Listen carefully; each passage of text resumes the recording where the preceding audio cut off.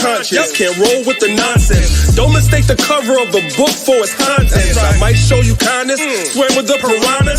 Things that we forget tend to come back and remind us. Like we all have a past we want to put behind us. Designed to be good, but evil always seems to find us. A man can only change the things he acknowledges. Plus this heat is flame, but skills over politics won't be the same. What really has me stressing out, the gyms are closed, so I can't get this aggression out. Before we get the promises, there must be offenses. The Bill Gates of hell won't prevail against us. They don't really want, but we teach it to them. They don't really want, but we teach it to them. They don't really want, but we give it to them.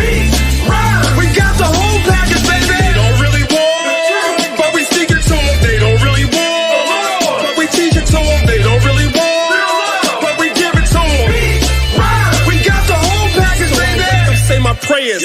Thank God for blessing me. My life's an open book. Could that be why they're testing me? Maybe everything I do is done out of necessity. Stock is on the rise. I think you should invest in me. It's not strange. I'm money like blockchain. Except the things in life that I cannot change.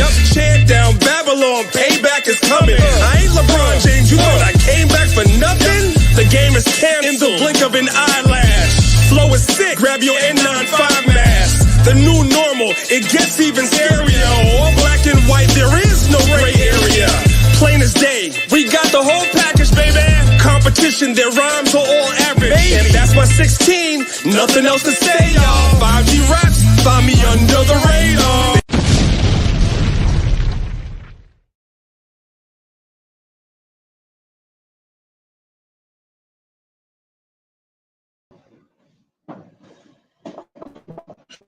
Shalom. Shalom. Peace and blessings, family.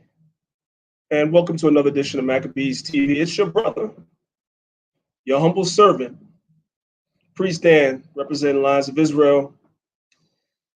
As y'all can see, I'm on my second job.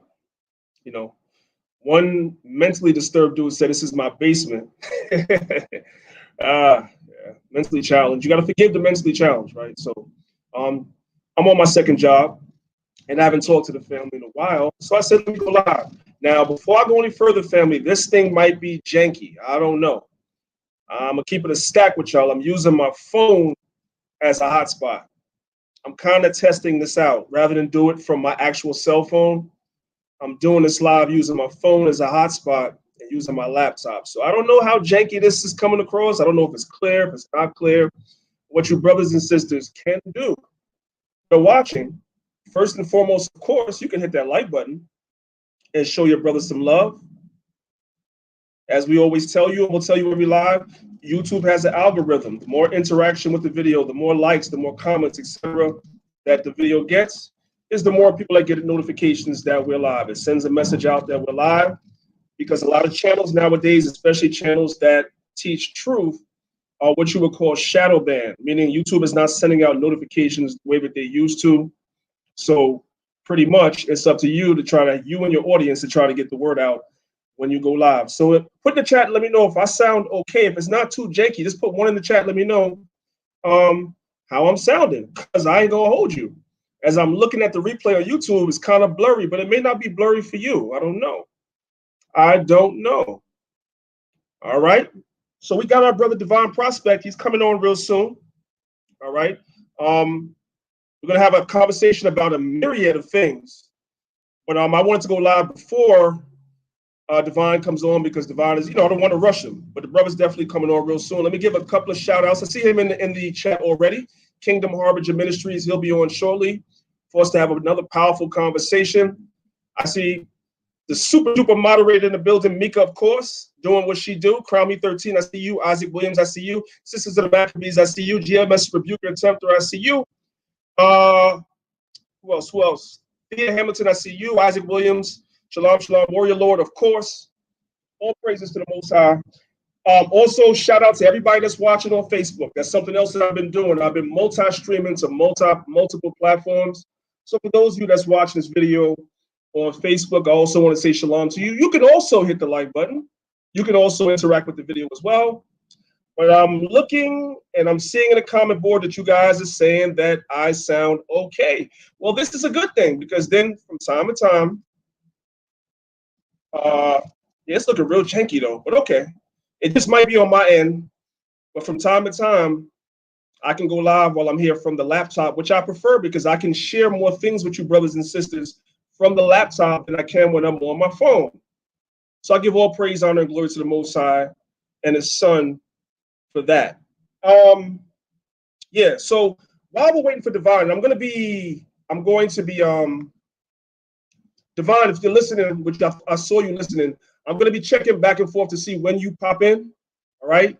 In the meantime, I'm just going to go ahead and I'm going to fill a space with a few things that I just want to talk about real quick until you come on, King. All right. And I definitely will be back and forth. So if you're on and I don't bring you in right away, it's because I didn't see you, but I'm definitely going to be checking back and forth. Okay. Once again, if you're coming in, I see the numbers starting to go up. If you're coming in, hit the like button. If you're on Facebook, hit the like button. You know, always try to make sure that when you brothers and sisters come here to Maccabees TV, that you always get something. You always leave here with something good, some information that you may not have had, right? So while we're waiting for Divine, I want to show you brothers and sisters something. And it's relevant to a lot of things that's going on in Israel right now, a lot of things that you're hearing in Israel right now, right?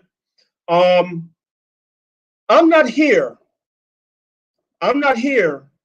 to get into no frivolous arguments with people. If you're not watching the news and seeing what's really going on in the world, if you can't have spiritual eyes to see that some major events between now that you hear my voice and election day and ultimately the end of the year, if you can't see that we're living in serious and perilous times, I can't help you. So I'm not having no frivolous arguments with anybody about things that are already settled. When it comes to keeping God's laws, there's no argument, there's no debate. We must keep God's laws, including the holy days, which will be kept in the kingdom. When you read Isaiah 66, it speaks about the Sabbaths and the new moons being kept in the kingdom. When you read Zechariah chapter 14, it speaks about the Feast of Tabernacle, which is the season we're in right now, being kept year to year in the kingdom. So there is no scripture in the New Testament that could possibly be saying those days were abolished when the prophet said and saw us keeping it in the kingdom. So I ain't here to have no conversation or argument with nobody. If that's what you believe, you rock out with that. However, lately there's been this thing about some mockery about where in the Bible does it say that we should keep God's laws to the best of our ability? People are like, where's that in the scriptures? That's not in the Bible. So I'm going to show you brothers and sisters something. While we're waiting for our brother Divine, I'm going to show you brothers and sisters something. I'm going to make what they call an analogy, okay? Once again, if you're coming in the house, hit the like button, share, whatever. I'm going to show you brothers and sisters something till Divine comes in, all right? So let me go ahead and share my screen real quick. I'm going to share my screen really quickly. And I'm just making an analogy. Nobody within the sound of my voice has to accept this, right? But it's funny because the people that are saying we ain't got to keep God's laws is telling me they still keep the dietary law. Well, guess what? You only in captivity can keep the dietary law to the best of your ability. That's the best you could do. I'm going to show you right now. Watch this. I'm going to show you. Let me go ahead and share my screen. I did this video 10 years ago on YouTube, and I'm bringing it back because some of y'all were not around 10 years ago when I was doing this on YouTube. So I'm going to show you this again. All right. This is a PowerPoint that I have right here. Let's start here. Let's start from the slideshow, right? All right. Hopefully you brothers and sisters can see the screen. Hopefully you can see it, right? Give me 1 second. I'm going to go to my phone on YouTube, and I'm going to check to make sure that you guys can see the screen. Then we're going to get busy. This is a quick PowerPoint. It's only a couple of slides. All praises. You guys can see it. You guys can see it. Good. So here's the question that we have to ask ourselves. To the best of your ability, is this a biblical concept? Let's go ahead and let's start from this current slide. Is that a biblical concept? That's the argument. Some brothers say yes. Now brothers are saying no. Let's go to the next slide. This is what the Bible says concerning the swine. These are scriptures that we all know. This is Israelite 101. Leviticus chapter 11, verse 7. This is what it says. It says, and the swine, though he divide the hoof and be cloven-footed, yet he cheweth not the cud. He is what? Unclean to you. So in the law that the Most High gave Moses to give Israel, the swine is unclean to us. This is basic 101. We all know this.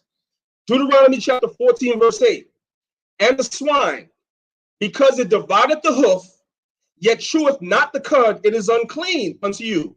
Ye shall not eat of their flesh, and watch this, nor touch their dead carcass. So not only are we not allowed to eat the swine, we are not allowed to touch the swine. Pay attention. Look at this.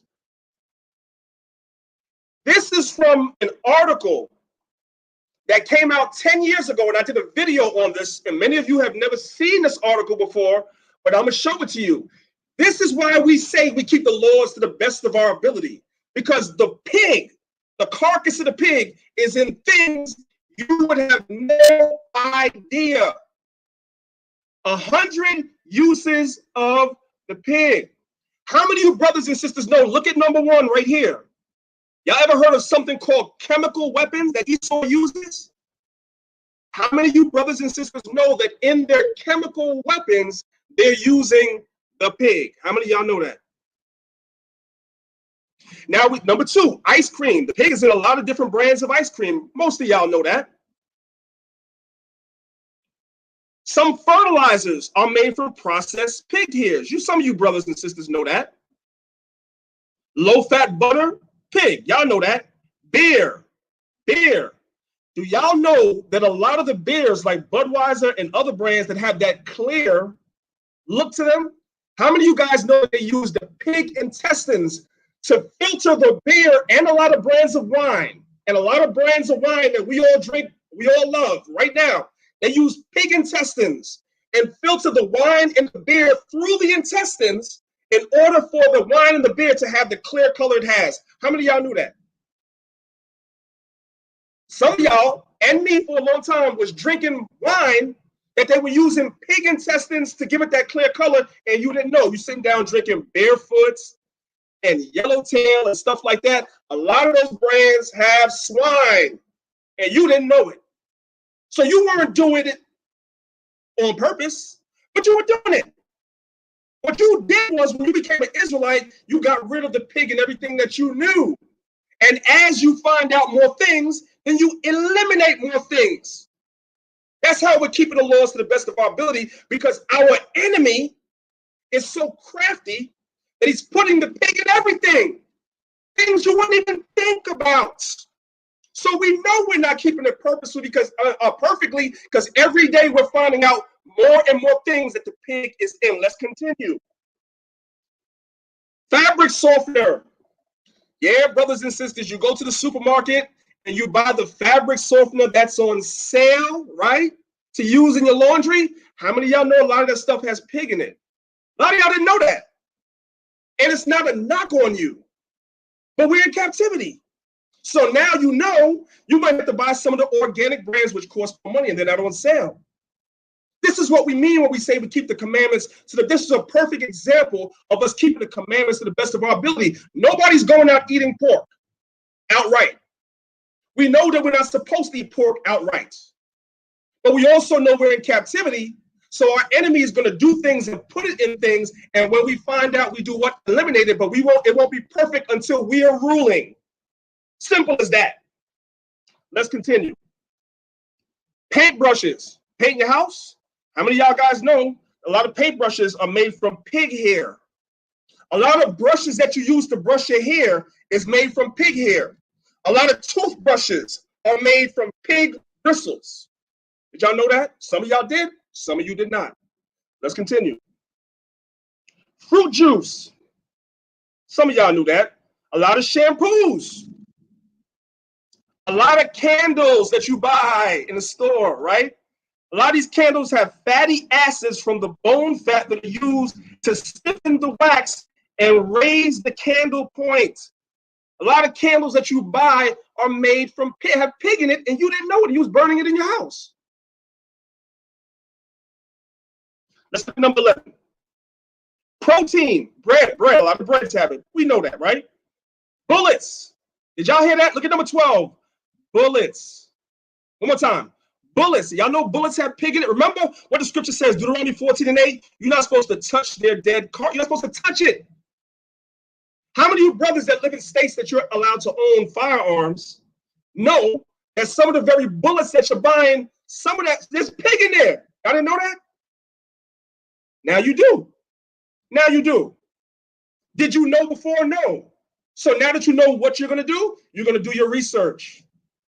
This is why we say we keep the laws to the best of our, because in captivity, it's almost impossible. Because only a diabolical demon would put pig in a bullet. Why? Why? It says the bone gelatin used to help transport the gunpowder or cordite into the casing. A lot of medicine tablets, a lot of tablets have pills. Y'all know that. Washing powders, a lot of them have pills. Watch this. Paints. Like you ever like when you're painting something in your house and you use the glossy paint, that glossy paint, brothers and sisters, I'm sorry to tell you, some of that glossy paint is pork. See it right here? Fatty acids from bone fat increase the gloss. Some of the paper that you buy, like you put your business card on semi-glossy paper, guess what? Guess what? Okay. Oh, our Christian brothers and sisters, they're going to be happy about this. Those tambourines that they're beating in church, oh, Jesus, Jesus. Those tambourines are made out of pig. Made from the pig's bladder. Okay. Number 17, wines. I told y'all about that. Gelatin absorbs cloudy elements to give clear drink. So a lot of those wines that you're drinking that are clear, like Yellowtail, Barefoot, not every one of them, but a lot of them, pig. Okay. Paper. I just told y'all about paper. Soap. Y'all know that. Some of the soaps you wash with, I think a lot of y'all know that already. Here's a good one. Corks. Corks. You buy that wine in a store. What if the wine doesn't have pork in it, but the cork, the wines that you have to take the cork out, the cork is made of pig? How many of y'all knew that? Insulin, pig. Look at number 24. You're trying to get somebody to stop smoking cigarettes? Watch this. Hemoglobin from blood is used in cigarette filters to create an artificial lung that supposedly lessens the harmful chemicals reaching the smoker. 25, photographic film, which is not really used anymore. Everybody's using digital, phones and cameras now. Dog food, a lot of that stuff has pork in it, right? Let's see. Just trying to get to the good ones. Some shoes, but I think a lot of y'all know that. They use bone glue is used to improve the texture of shoes. Watch this, number 32, train brakes. Who can come up with something like that? Decide to put a pork, some part of the pig inside the brakes of a train. Only the devil could come up with something like that, family. Come on. It's crazy. A lot of toothpaste. I told y'all that already, right? Some of you sisters that wear face masks, especially the ones with collagen. A lot of what they call so-called alternative energy is waste products is used as fuel to produce electricity. All right? A lot of your energy bars, cream cheeses, we knew about that. Some of these whipped creams and sweets, et cetera, et cetera. This article, I only have the first 40 on here. This article has 100 uses of the pig. Many of them, it says 185 products, actually. This only has 40 right here on my screen. That's all I need to show y'all, because some of these, me too, before I saw this article, we didn't know. So when they say that they use the pig from the rooter to the tuner, they're not lying. That's exactly what they do. Let's move on. Romans 6, 1 and 2. What shall we say then? Shall we continue in sin? So because our open enemy puts the pig in everything, many times in things that we don't know, Should we then just throw our hands up and say, well, guess what? We ain't got to keep the law of not dealing with the pig because they put it in everything anyway. We're under grace. What shall we say then? Shall we continue in sin that grace may abound? Verse 2, God forbid, that means no. God forbid means no. You don't sin so that grace may abound. You don't abandon keeping any commandments so that grace may abound. I'm just using the pig as one example of something that in captivity, a lot of times you can't help because you just don't know. How shall we that are dead to sin live any longer therein? Jumping down to verse 15, what then? Shall we sin because we are not under the law? And that law is not talking about all the laws. It's talking about the judgments of the laws, the sacrifice, the animal sacrifice to clean us up from the sins that we committed. Shall we sin because we're not under those laws, but under grace? God forbid. God forbid. Proverbs 24:16 says, a just man, the most just and righteous man in the world on the planet, falls 7 times and riseth up again. So the most just man in the world is still a transgressor of the law. All the laws, including the moral law, including the civil law, including the dietary law. The most just man is a transgressor. That's why we need Yahweh Shai. But the wicked shall fall into temptation. Temptation is going to be. Well, since we can't keep the law perfect, since we're, even the most just man is going to fall, should we not keep it? That's madness, brothers and sisters. Man, don't fall for that nonsense. That's nonsense. That's madness. Don't fall for it, man. Please. Let me see if my man Devon came in because I just started going in. I don't see him in here yet. Y'all all right? Are y'all all right? Oh, man, Dennis O said, damn, my whole house is potentially unclean. Shalom, Cap. Captain Zariak in the building. Shalom to the captain. He said his whole house is potentially unclean. Wow. It's all right, brothers and sisters. Listen, this is not. Let me put this back up on the screen just for a second. Let me share this just for a second, right? 1 second, y'all. My apologies. 1 second.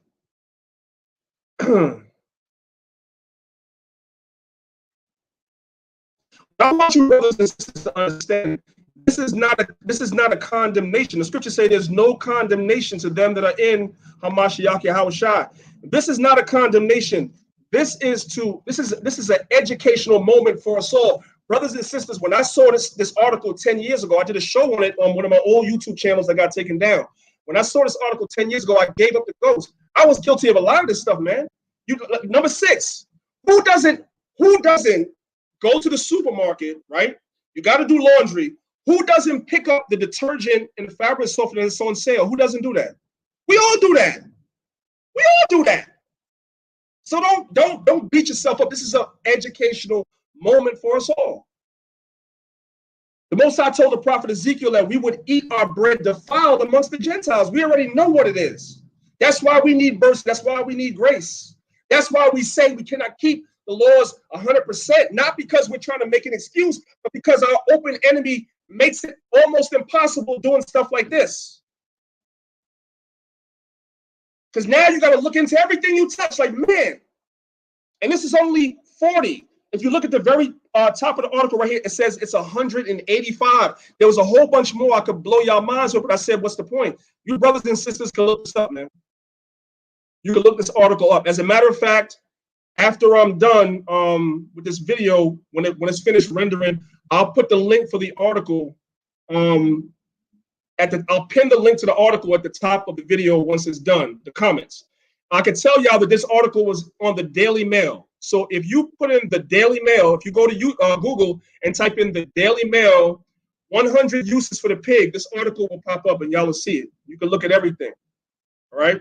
Some of us, when you move into a new house or an apartment, whatever like that, how do you brothers and sisters know the paint on the wall is not swine? How do we know? You don't. You don't. That's not to beat you up, but it's showing you, right, why we say we can't keep the laws to the best of our ability in captivity, because damn it, what you gonna do? You gonna move into somewhere and ask the landlord, hey man, what did the apartment, the paint that you used, did it have pork in it? The landlord went out and bought whatever paint was on sale. The same way You went out and bought whatever laundry detergent was on sale. Same thing. Same thing. We need Hamashiach Yahushua. That's the point. However, as I mentioned before, and I'm going to say again, that is not an excuse not to keep the commandments, because we know what our open enemy is doing. And that's the point, and that's what's being said. Oh, well, where in the Bible does it say you can't keep the law to the best? It's common sense tells you can't keep the commandments to the best of your ability in captivity. Common sense tells you that. But it's not an excuse to sin anyway. That's the point. And this can also be applied to the moral and the civil law. It can. It can. Don't y'all know the scriptures? No man can keep the moral or civil law perfectly either. Christ said it's impossible except offenses should come. Impossible. That's why you have all those fail-safes in the scriptures, so that if and when you and your brother get into something, here's what you do to get out. It's in there because ain't nobody perfect. Sometimes you're going to offend somebody knowingly, and sometimes you'll offend somebody and you ain't know, because none of us are perfect. So what, you don't keep the brotherhood now because you might offend somebody and not know it? I mean, this is so simple, man. That's what I mean when I say we're not in a time right now where we need to be focusing on basic 101 stuff that you learned when you first came to the truth. We're in a time right now where shit is about to hit the fan, man. Shit's about to hit the fan between now and the end of the year. Something's going to happen with this election. I'm hearing a lot of stuff. I don't put no stock into anything particularly, but something's getting ready to go on with this election. That's unprecedented, that it's going to blow everybody's minds. And it's going to be chaos out here in these streets. There's a lot of different scenarios out there. I don't want to talk too long without looking to see if Devon is here, because he's really supposed to be the guest of honor here. Let me stop sharing my screen. I might have to give him a call in a minute. But chaos is about to reign in these streets, brothers and sisters. Y'all see this thing going on with the Supreme Court?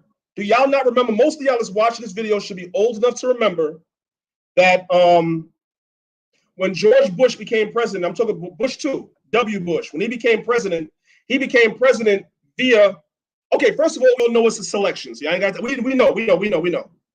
When he became president, though, at least what they tell us in the open, in the media, he became president via the Supreme Court, right? The Supreme Court, the case with the Supreme Court, because remember, Al Gore won the so-called popular vote, and there were questions about a lot of the mail-in ballots, et cetera, et cetera. And so they took it to the Supreme Court, and they gave the election to George W. Bush. Y'all remember that? Y'all didn't see that this demon just died the other day? What is it, Ruth Ginsburg? Y'all don't see that they have this whole thing with the coronavirus, so-called, right now, where they're pushing for mail-in ballots to be mailed in rather than people going and voting in person. So there's going to be a contention for who wins this election again. And things are way more contentious now more than ever. All right, so you're going to see some stuff. That's why we've been telling you, brothers and sisters, prepare. Make sure you have a month's worth of supplies in your house, food, medical supplies, et cetera, et cetera. I get on myself. Sometimes I slip up for like a week. I don't go food shopping, and I'm used up what's in my house, and I'm going into the month supply, and I get on myself. Like, what are you doing? How are you going to tell the people when you? So I have to run outside and go and stock back up.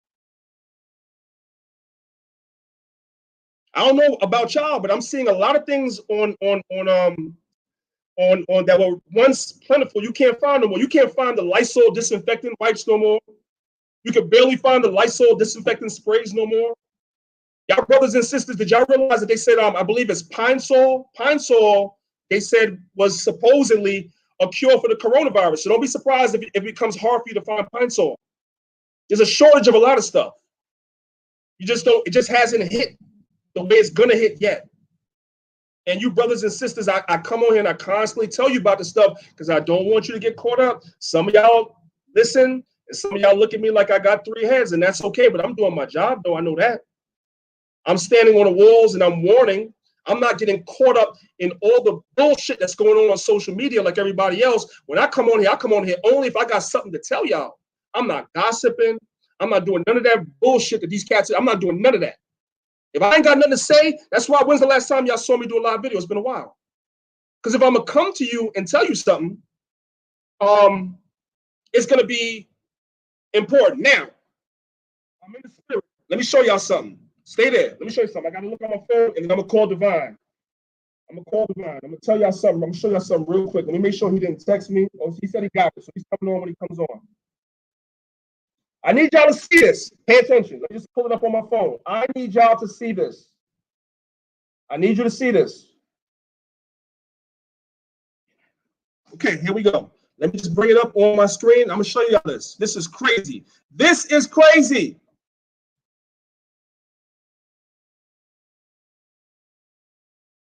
Yeah. Let me show y'all the reason why your brother Priest Daniela got no time for no BS. Let me show. I'm gonna give you a visual of why I have a low tolerance for BS. I have no time. I'm not dealing with it. Nothing. If you about BS, you can't be around me. If you about contention and strife, you can't be around me at all. I need for y'all to see this. Okay. Let me just scroll down here. This is okay. All right, you guys need to see this. Let me just make sure y'all good. Okay, watch this, watch this. And I want you brothers and sisters to know, this is just in New York. You may very well have something on the books in your state, and you just don't know. You just don't know. I want to show y'all how deep this thing gets. Look at this.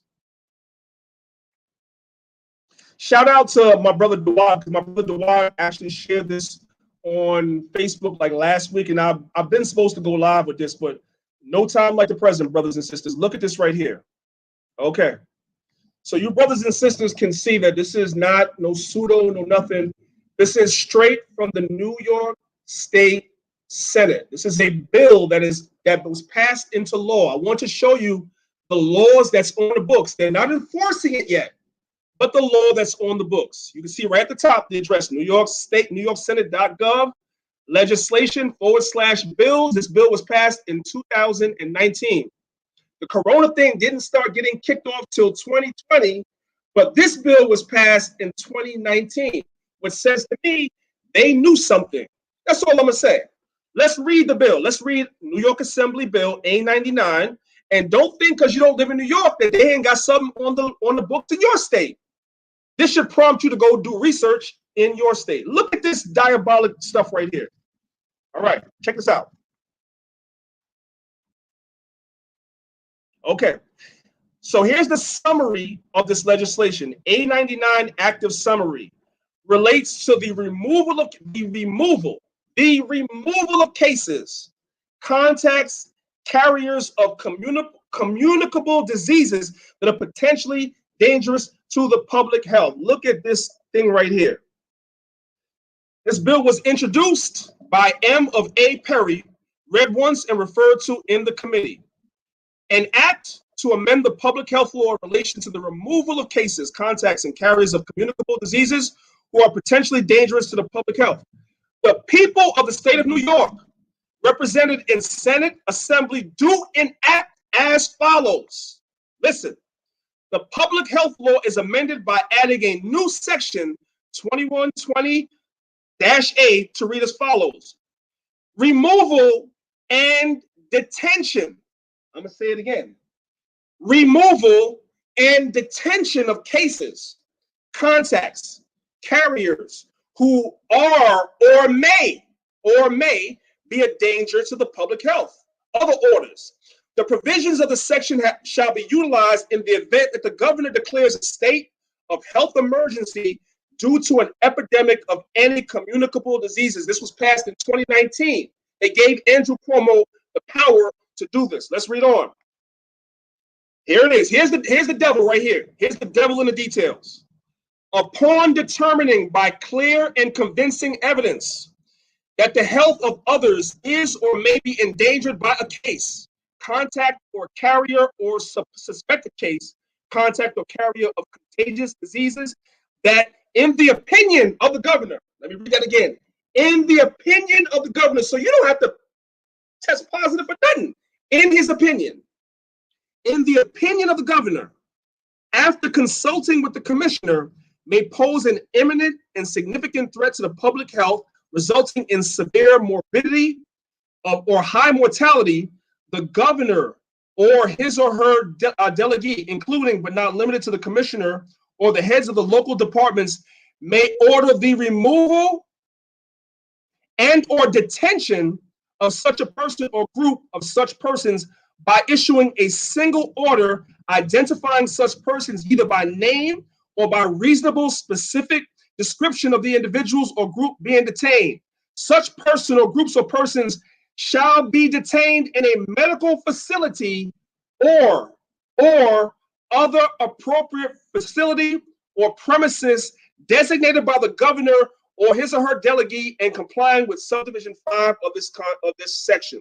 So you can be put in a medical facility or a private facility until the governor says you can leave. He has that power. So if he declares a state of emergency and says Daniel Allah is a carrier for COVID, I can be arrested and detained against my will in a medical facility or other appropriate facility. Brothers and sisters, what does he mean by other appropriate facility? Can somebody tell me? Because that's pretty vague, which means you could be put in freaking jail.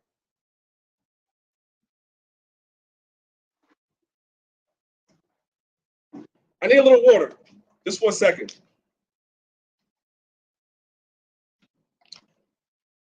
I'm gonna read that again. A medical facility or other appropriate facility or premises designated by the governor or his or her delegee and complying with subdivisions 5 of the section.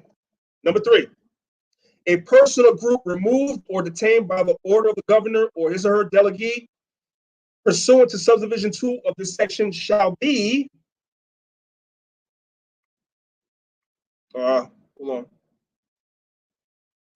bear with me, shall be detained for such period and in such manner as the department may direct in accordance with this section.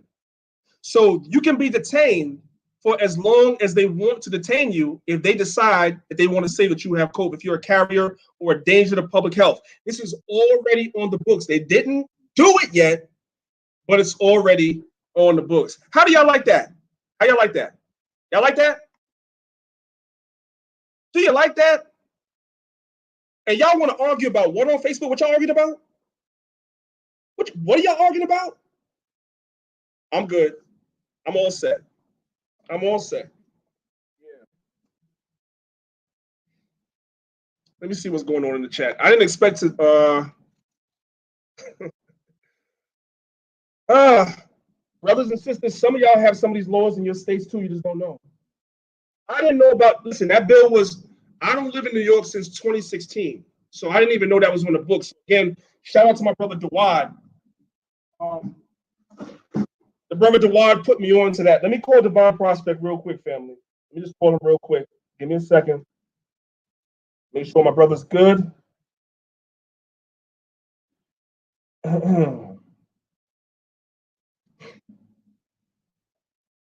me a second, family.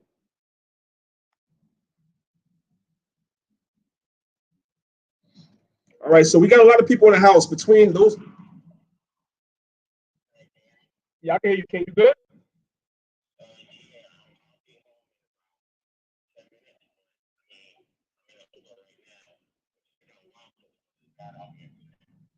All right, well, listen. As long as they listening, I'll keep talking, man.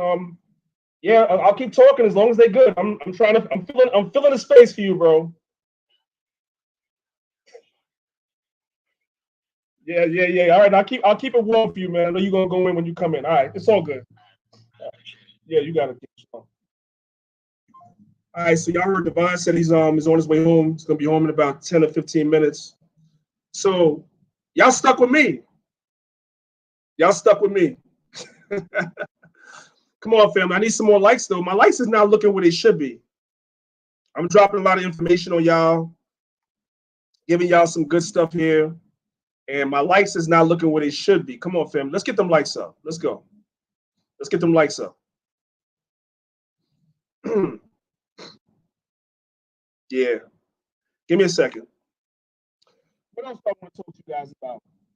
I have a whole bunch of stuff on my phone. So while we're waiting for Divine, all the stuff I've been meaning or needing to talk to you guys about, I'll talk to you about it now. I got a bunch of tabs on my phone. So I already did this. I can get rid of this. Let's see what else we have here.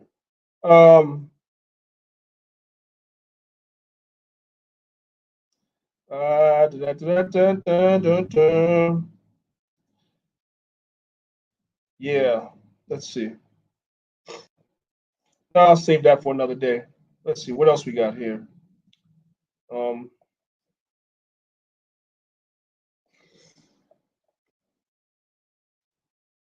Just open up the tab real quick. Let me see something.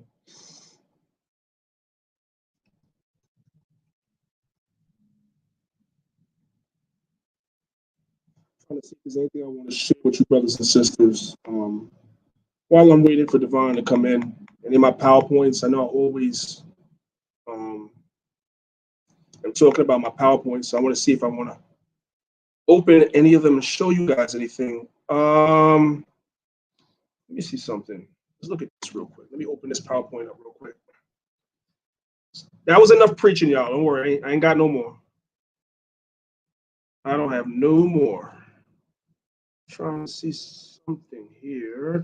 There was something I wanted to show you guys. Nope. Guess it's in another PowerPoint. Just bear with me, guys. Bear with me.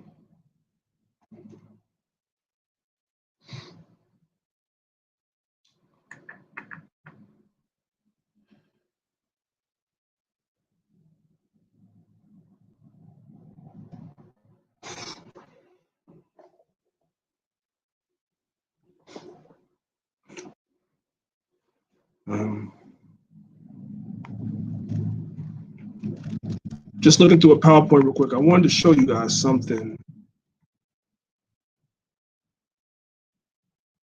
This is not it. This is not it. Okay, why won't the PowerPoint close? Don't know.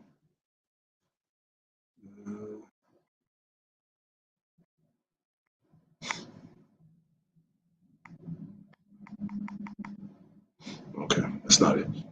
Just bear with me, family. I'm gonna be with y'all in 1 second. I wanted to show you guys something. Something I wanted to show you guys. It's a scripture that's also misused in Israel a lot, and I kind of wanted to show you guys it. So next time you hear somebody misuse it, you can call them on it. Real quick.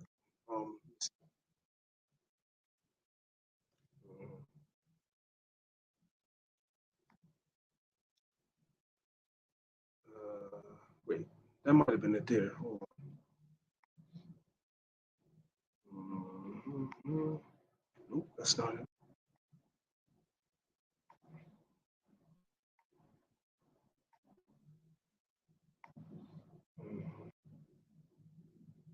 Some of the stuff I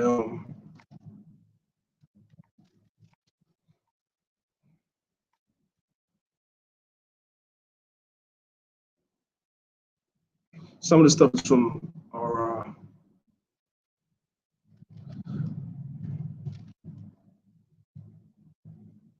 classes that we have on the Sabbath. Why can't I find it? Maybe it's in chapter 1. I don't know. Let's see.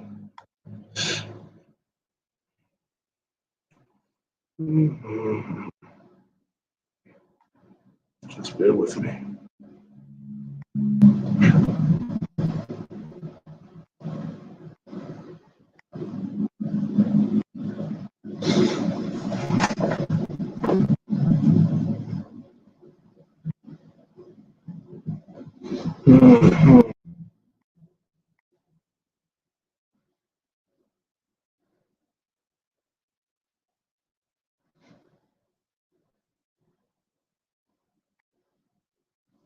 What's funny is that as soon as I'm done, I'm gonna be. As soon as I'm done with this live stream, I'm gonna find it. And I'm like, man, I wanted to show these brothers and sisters that. Let me see if Devon got on real quick. Okay.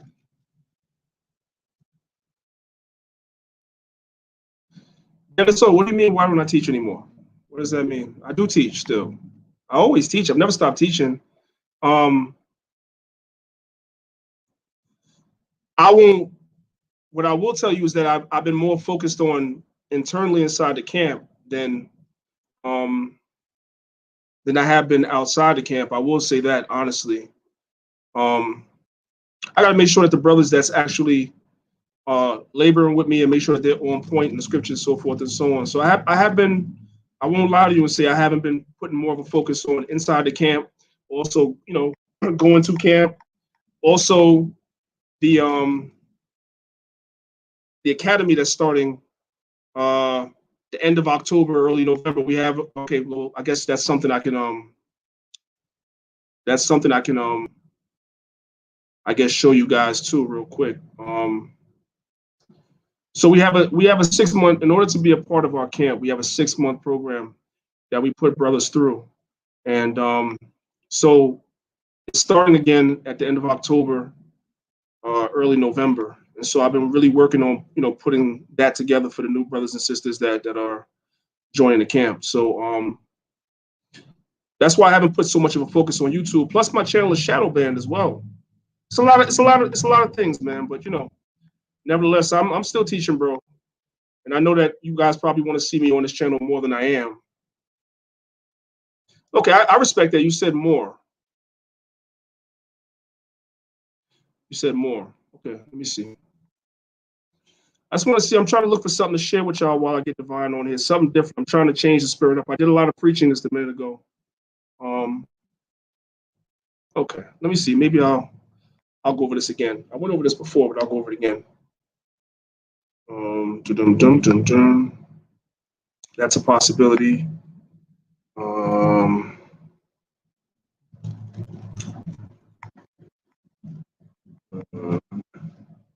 Let's see. What's this?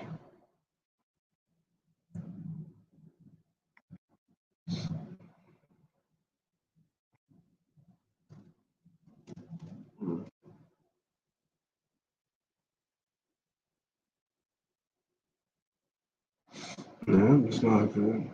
Some of my PowerPoints I don't have on this computer. I always forget to put them on here. Some of the stuff I think you brothers and sisters will enjoy.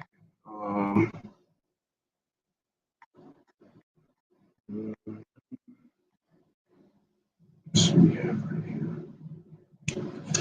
All right, so I guess I'll just deal with this. Come on, Divine. Come on. I know you said the weather's bad down there, but come on, let's go. All right, brothers and sisters. I'm gonna share my screen for a second. I'm not really gonna do this whole lesson. Obviously, this is a very long PowerPoint. But I'm gonna show you, brothers and sisters, something. I'm gonna share my screen.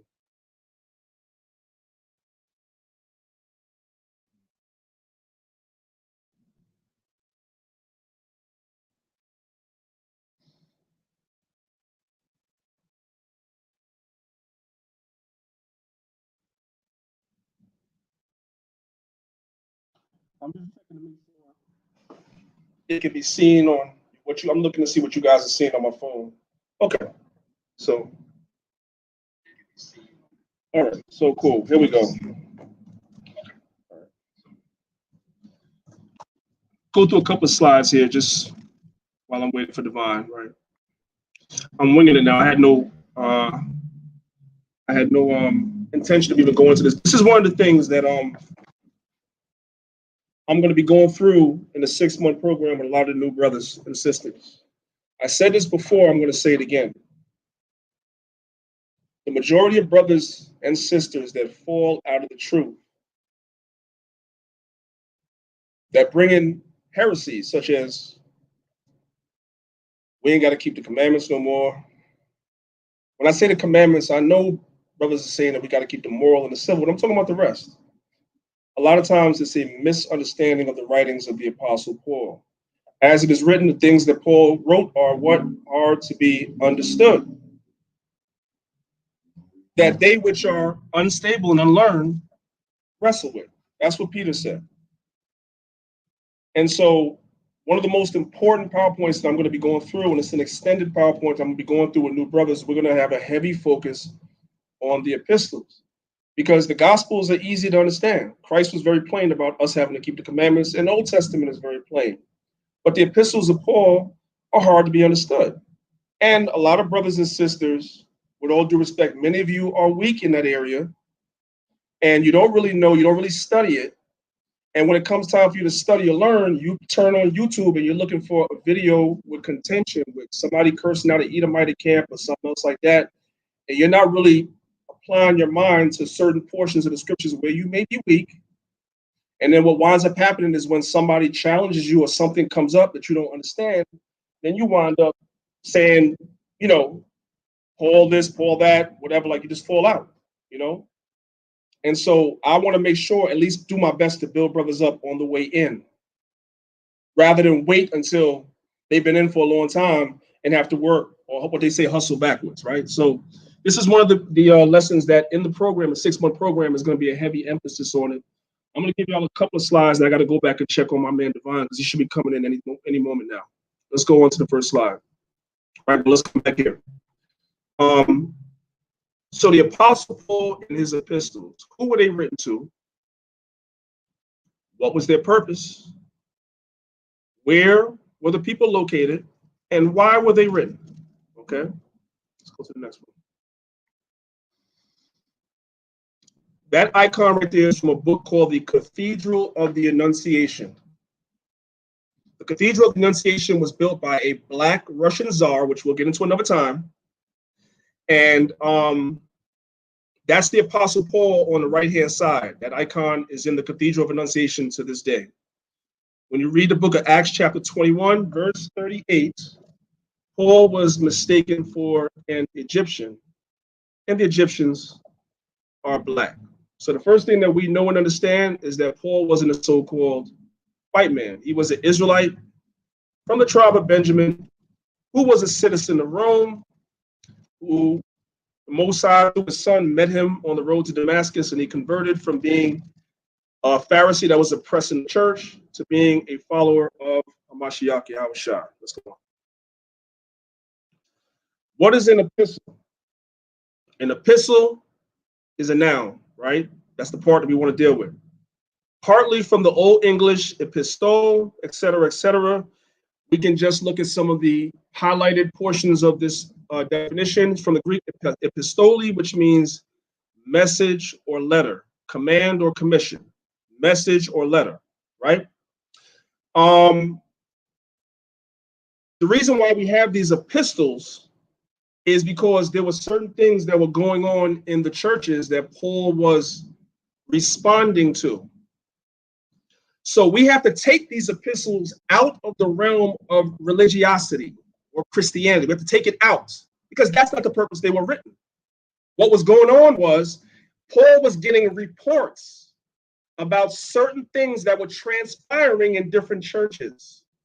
Okay, he would be someplace and a messenger would come to him, or he would get an epistle from one of the bishops over the churches explaining certain situations that were going on in the churches, and Paul would write back and explain to them how to deal with those situations in those churches.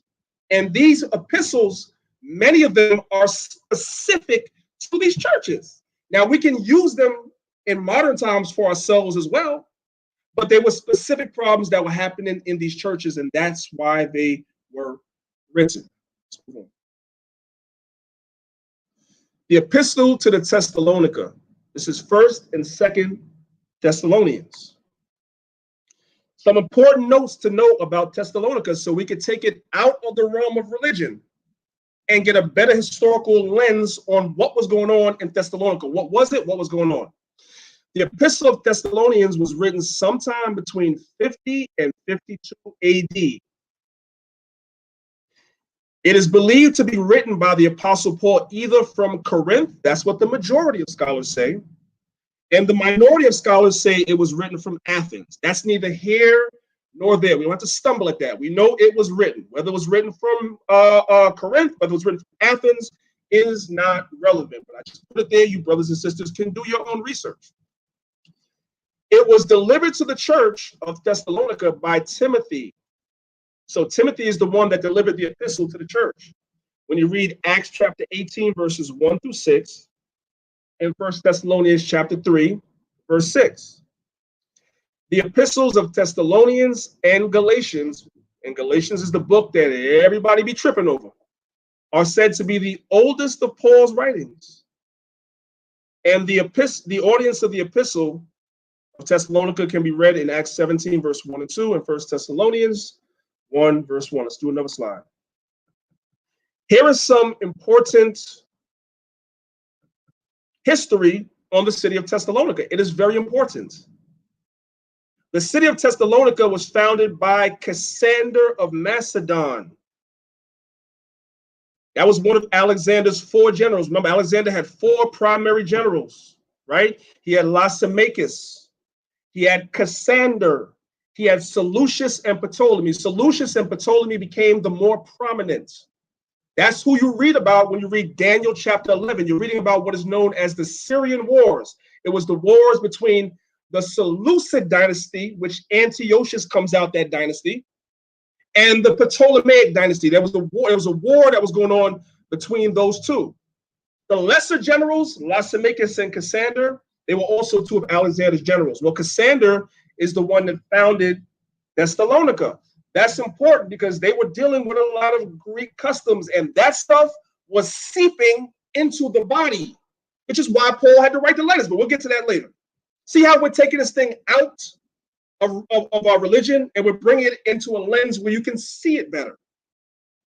Okay. Now, in Thessalonica, there was reverence for several Roman gods, right? Because remember, Paul was around during the time of the Romans. So there were Roman deities in Thessalonica. Zeus was there. Hercules was there. Dioscuri was there. Apollo was there. Aphrodite was there. You also had Egyptian deities that were being worshipped there. You had Isis, which is also known as Osset. You had Serapis, and you had Osiris, who was known as Asar. Were all worshipped. There was a temple to Serapis, which was discovered in 1917 after a fire in the ancient temple center of the city. Elements of the cult of Dionysus were possibly being absorbed into the practice of these Egyptian mystery cults. Of special note was the presence of the cult of Cabarrus or Cabaret. Cabarrus or Cabaret. A cult whose god promoted fertility and protected sailors. Remember this. Remember the cult of Cabarrus. Remember the cult of Cabarrus that was prominent in Thessalonica. I have it highlighted for a reason. I'm going to stop there. Let's go on to the next one. I'll skip this for now.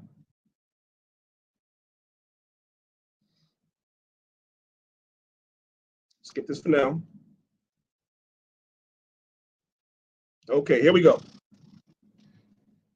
This is from a book, a history book called Patterns of Discipleship in the New Testament.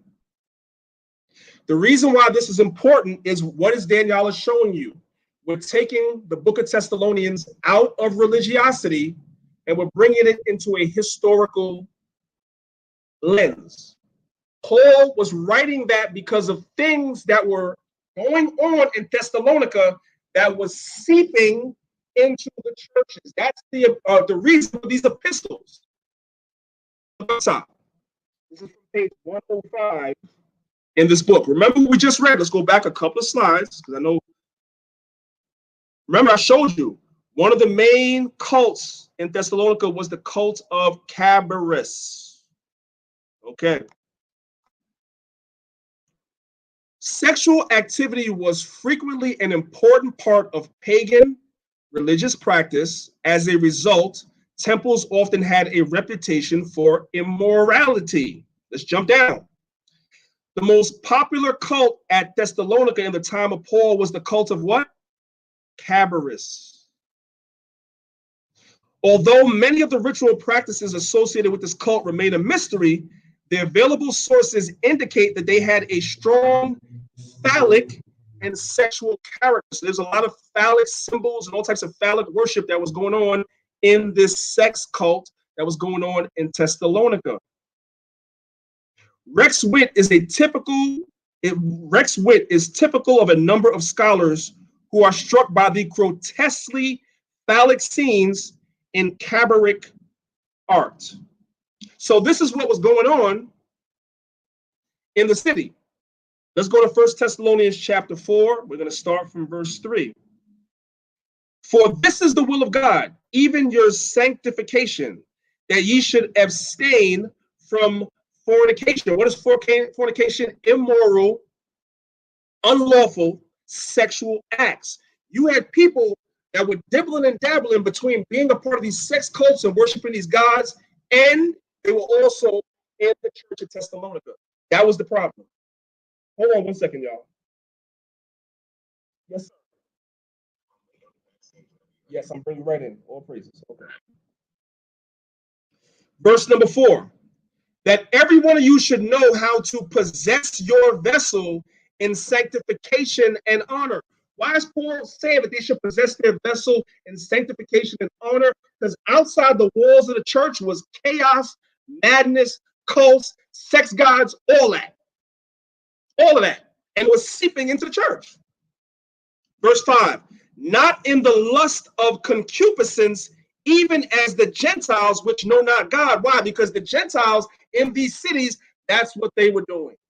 And so Paul was admonishing the church not to get caught up in this madness. Hope everybody's good. I'm going to stop it there.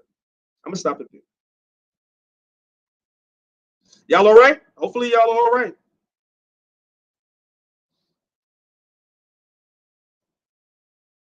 If y'all are all right, hit one in the chat and let me know. I'm about to bring my man Divine on.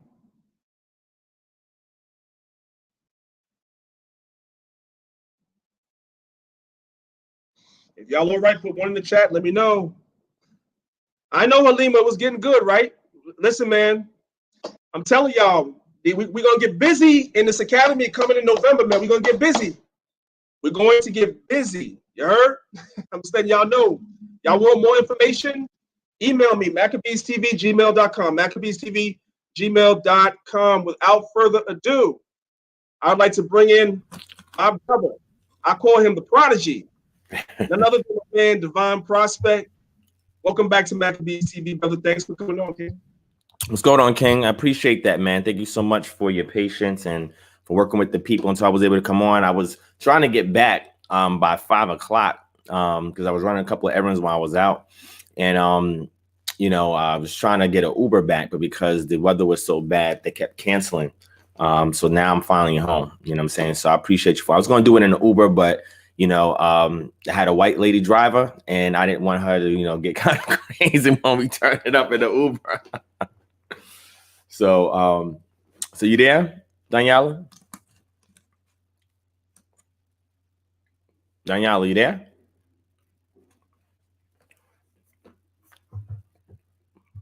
Where'd he go? Hey, Divine.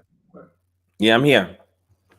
I don't know. For some reason, your screen is blacked out. I don't know. Can't see you. There you go. Can you see me? Yeah. See me? Okay. Yeah. You sound a little bit muffled. I don't know if it's on my end. Let's ask the people. Let me see. Let me check my mic. Camera. Yeah, it should be good. It looks okay on my end. So they're saying they can see both of us. It does. It's good. It's good. Yeah, just a little delay. Yeah, it's all good. It's good. It's good. Just a little delay. Yeah, it's all good. All right, Devon. So let's go ahead and let's get started. All right.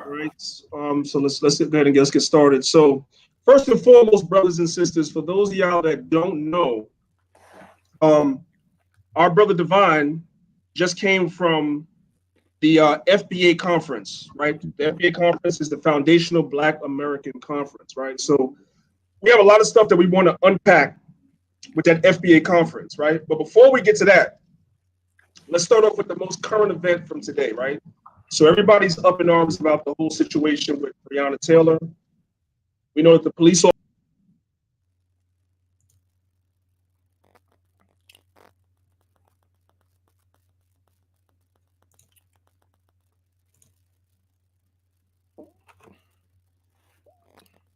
Priest Daniela, you there? Did I lose him? Oh, there he is.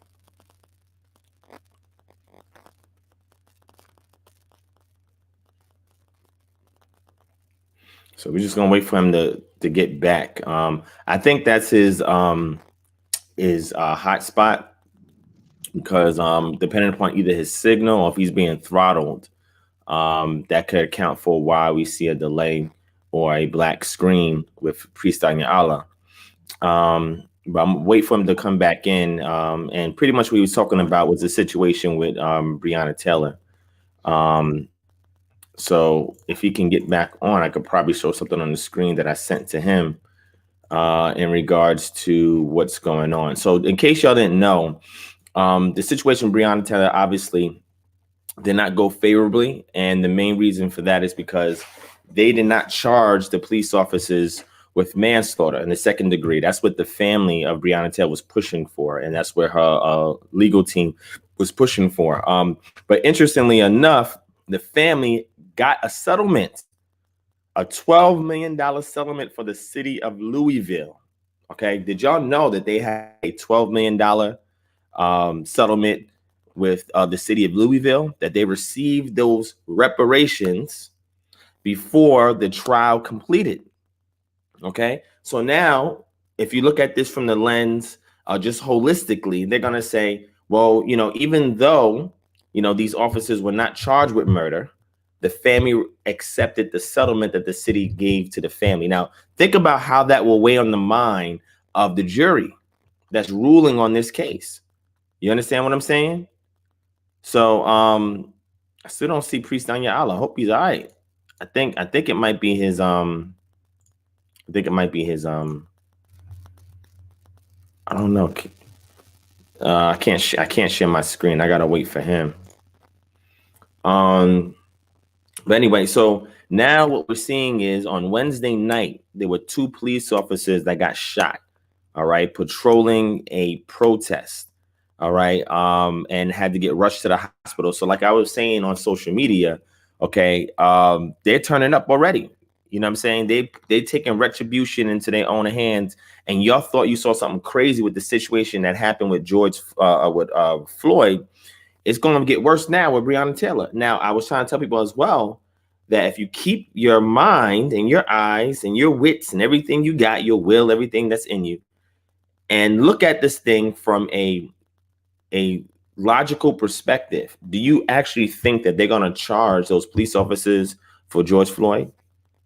When they released the body cam, so many people said, this was the guy that we were marching and protesting for. This is the guy. Clearly he's on drugs and this and that, as if that justifies him getting killed. As if that justifies a knee going down on his neck. As if it justifies the fact that said, oh, well, he's another black man, he's allegedly brought in a fake $20 bill, and allegedly he has a history with the law. Well, not allegedly, he really did have a run-in with the law. And he was arrested and so forth.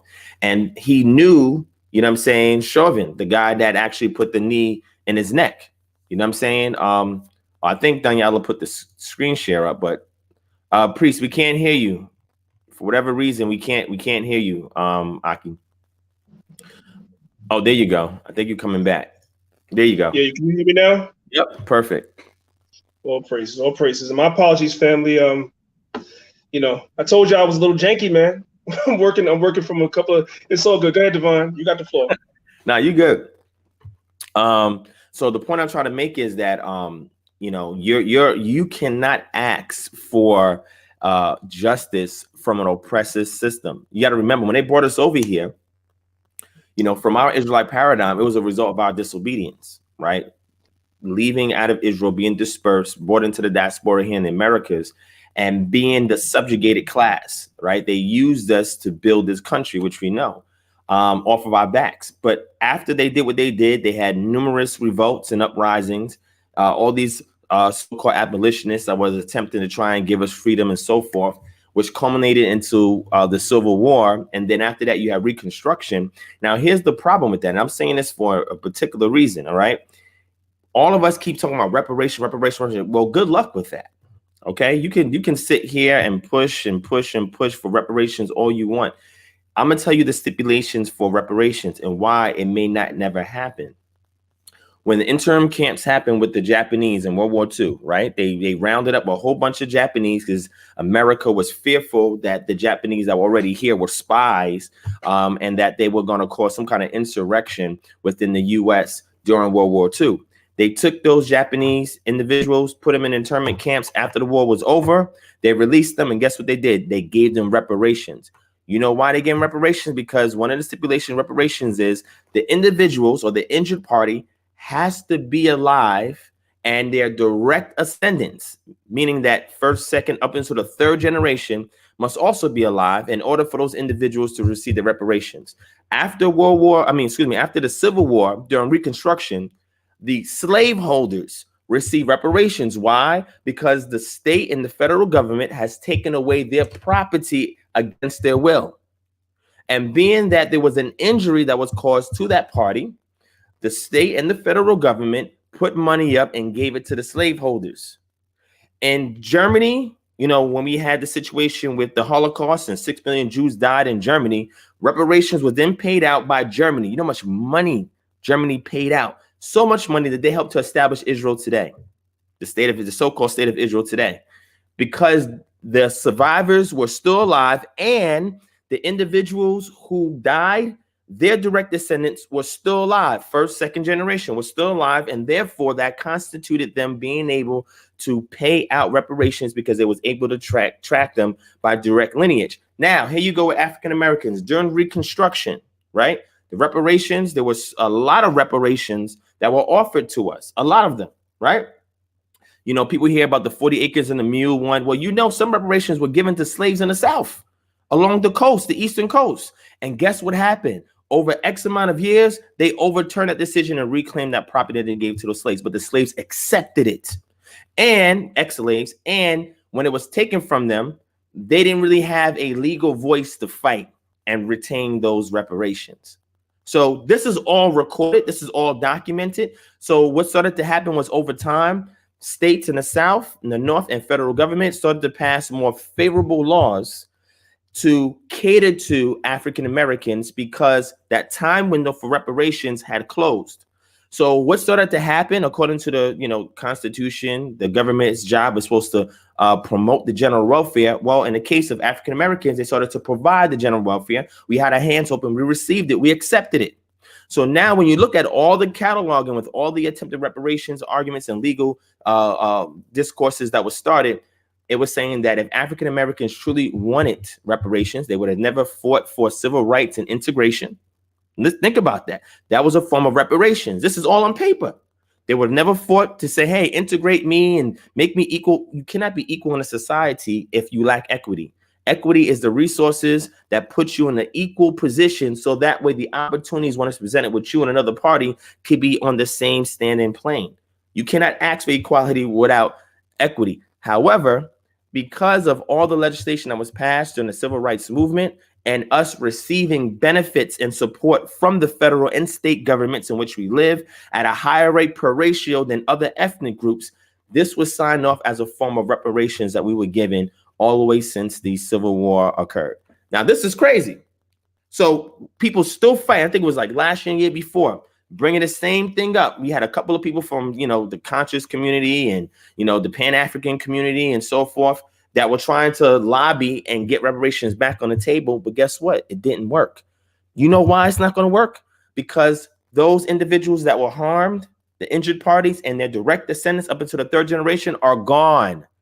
They're not here no more. So it becomes a conflated situation where it's difficult to say, well, we don't know if you was related to that person, this person, that person that was actually injured. And they use that as a means of confiscating the situation so that we don't get paid out. So you can keep waiting for reparations.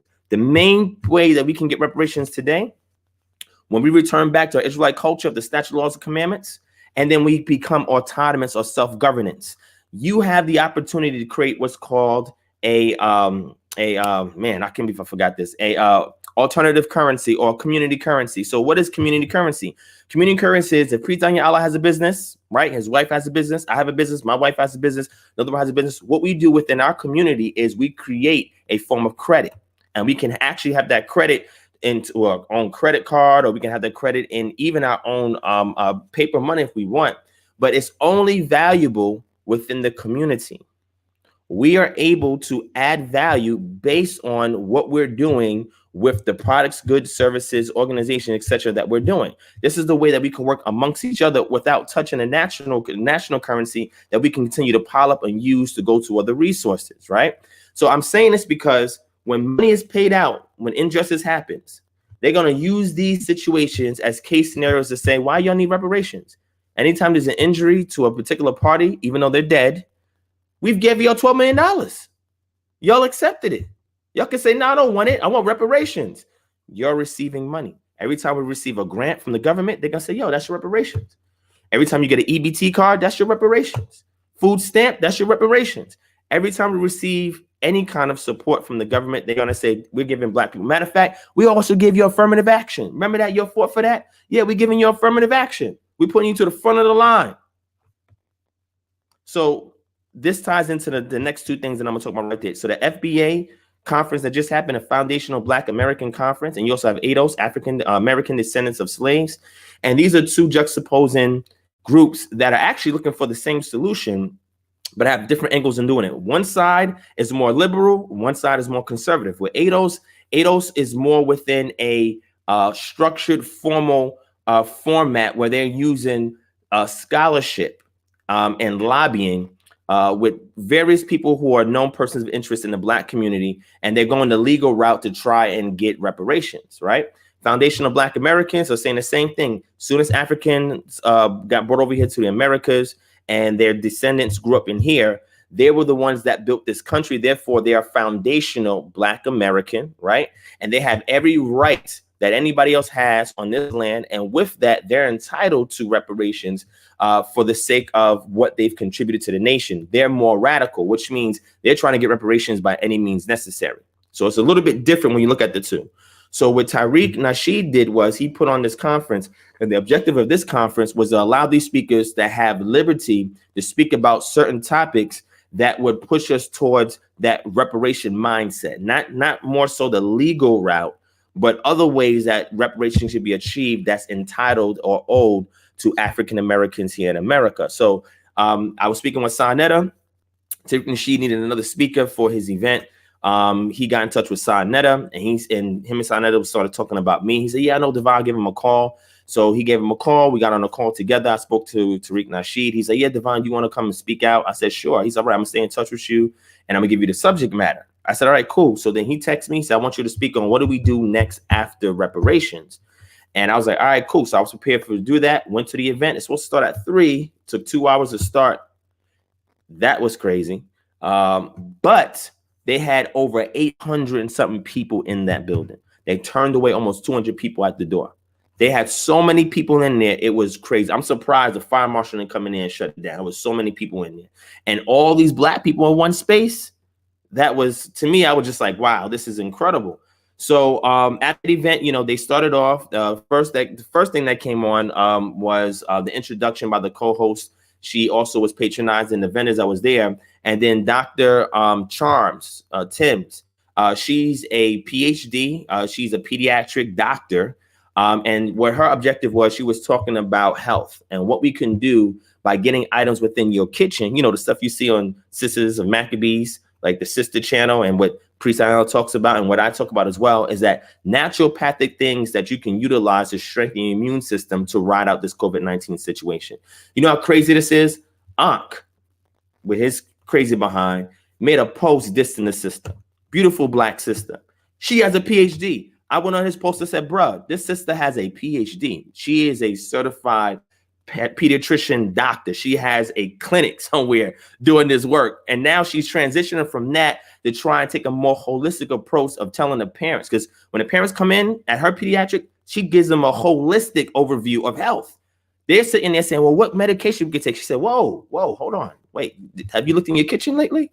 You know what I'm saying? She's like, you know, y'all going out here getting paper towels and toilet papers, but y'all skipped the whole entire green section that was over there. And she started, and that's how she works holistically before she pushes them to a prescription, right? But he's not paying attention to that. This is some random dude off the street, you know what I'm saying? No disrespect to but some random street talking about a sister, a Black woman. You know, they're supposed to be bigging up the Black woman. oh, you see all the quacks now and this, and that. I'm like, how you disrespecting the sister? Bro, you can't even tie her shoestrings, man. But this is what happens when you take that route for holistic health and trying to find an alternative means. Because, you know, I don't know if you heard about it, Priest Anyala. Did you hear that they said that coronavirus is airborne? And then the CDC retracted that? Yeah, I heard of that. They don't even know the nature of this disease. How crazy is that? You know what I'm saying? So that makes you think like, okay, we trust in these people with our lives, but yet we never want to be proactive and see what is the things that we can do to fortify our immune system, right? So reparation comes in the form of you taking back ownership of your body, your soul, and your mind. When the Most High laid down the Hey, Devon, real quick.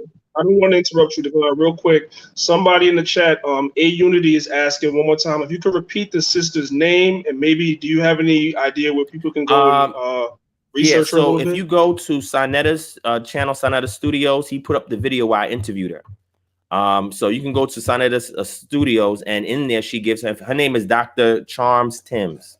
Dr. Charms Timms, that's her name. And if you go to the Sinetta Studios video, it's the recent video, you'll see that I interviewed her and she gives all her information out. All right, so go check out the sister. Please support her as well. She has a book that's out that's telling you what you can get from out your kitchen to fortify your immune system. Excellent book. And I'm gonna start patronizing the sister. I just wanted to put her on here to let her know that she has support, at least from our community. I can't speak for some people in the conscious community, but we already know how we get down over here. So reparations has to do with self-governance over your social affairs, economic affairs, political affairs, health affairs, educational affairs within the community, right? The problem with our people is that we want master to recognize us so much that we're willing to chuck and jive so we can get all the benefits of being tethered to the system. That was not designed with us in mind, who now we are a commodity. We are a marketable commodity, Black people, right? Israelites in the diaspora. We are a marketable commodity for the society. They use us to test everything out. They use us for marketing. They use us for research. They use us for everything now, because now this is slavery by another name. And when you decide that, no, we're going to take our own autonomy, self-governance back. We're going to work within our community. If I need something, I'm going to go to Priest Island first. Say, bro, you got this? Okay, if you don't, who has it? And we're going to work amongst each other. We're going to start up our own community currency, community foundations. If y'all don't know what a community foundation is, check with your county. Community foundations are designed to raise funds that they turn into grants that they then give back to people within that immediate community. So if let's say you in Bronx County, you know what I'm saying, Brooklyn County, whatever, there are county foundations where they do fundraisers, where they raise money and they turn that money into grants. You need to check with your community foundations before you go to the bank if you need a loan, because those monies are available for you that live in that immediate community. So you don't have to apply for state, city. It's that immediate community that starts these foundations. Community currency, I mentioned earlier, in order for you to give value to the businesses, products, goods, services that you have within our Israelite community. We can create our own community currency that we can add value to, and then we can only patronize each other first, so that if Priest has a business, he'll have a sticker to let you know that he takes the kind of credit that we have for our community, and therefore we don't have to touch our national currency that can continue to go up like this as we're stacking it from things we do on the outside. But amongst each other, we use a community currency so we can build wealth with their funds and then transition and build value within our community. This is what third world countries, when they went and investigated third world countries, and you had these local communities that could not compete with the cities, what they started to do is create community currencies. And with that, they became competitive with the cities and even the country itself. So this is stuff that the UN has documented and that they have initiated and they have looked at. And these are things that we are not even aware of. However, the Most High said he's going to set us above all peoples of the earth. If we turn back to his statute, laws, and commandments, this is the way in which we do it. So now this segues into our cryptocurrency. Now, the one thing that I'll say real quick. Wait, 1 second. Okay. 1 second, if I could. I have a question for you, right? I got two questions for you real quick concerning the FBA conference. Number one, I would like for you to give me your overall takeaway from the entire conference, the entirety, including all the speakers and everything. What was the overall takeaway from that conference as far as people, leaving there, and what's next? That's excellent. I like how you said that. You got with a straight face too. So the conference, to me, I thought the conference was great because we got so many people out there. We network with people in the audience. I would say the speakers all gave a good feedback. I just don't think it was structured, right? So because they started 2 hours late, the time that I had 30 minutes, right? Where I was trying to set up, the idea of autonomy and then transition from that into actual steps that could be taken. And I didn't even get to that point because they cut me off because they started late. So I wasn't really happy with that, but it is what it is, right? I think when you put forth instructions, everything conceptually sounds good. In theory, things sound good. You know what I'm saying? And I think that what we got mostly were theories, right? I don't think that any step-by-steps were given, maybe because you can't really do but so much in 30 minutes, right? But I think that it should have been a 3-day conference, so that way you had more opportunity for the speakers to speak and deliberate on information, and then you end off maybe on a Sunday with quick 30-minute summary of what they presented in their workshops, and then have the panel discussion. So I think that, aside from that, theory-wise, conceptual-wise, idea-wise, great starter, great generator. Application-wise, I think it fell short from there, right? The second thing is the open panel at the end was extremely short as well, maybe about 20 minutes. So enough time wasn't given for people to really ask those hard questions to get to where they needed to go. And the reason why I'm bringing this up is because I'm just being honest and fair assessment of it. There were no snacks, no drinks, and even vendors. The only vendor that was there with food, they had red velvet cake. I mean, there was really no food there. Now there was another area where they had like smoothies or like ginger smoothies and stuff like that, but there was no food. Now, if I would have known that, you know what I'm saying, then I would have waited until after sunset, and then I would have had a table right out there with food, because you cannot go wrong with food. You know what I'm saying? So those are the things that I wasn't happy about. I did like the comradeship of the speakers that we had before we went on stage. We was talking, we was building and everything like that. Sanetta had to be there, so he's over here filming, behind the scenes and stuff like that. And I think Tariq, he actually allowed the speakers liberty to actually speak on what they wanted to contribute to the actual conference. So I do appreciate him for doing that and for adding me to the discussion. However, I think that there's a lot of ways it can be improved for next year, right? So I'm sure from my speaking with him before everything ended, he understood some of the shortfalls, shortcomings. And he said, next year we're going to be able to do A, B, and C. But this one I had to put out because the people kept pushing for it. And I didn't want to wait till 2021 because of COVID-19 to do it. And that's why he did it. Now, with that being said, Sister Yvette from ADOS went in. She just tore it up. She's like, oh, your guys wasn't structured, wasn't organized. Tariq was up there acting like he was at a comedy club, and you had no cohesion between the speakers. And she just went in. You know what I'm saying? Some of the things she said, I agree with. Some of the things she said, I was like, oh, you being a little extreme. But there's beef between the two, FBA and ADOS.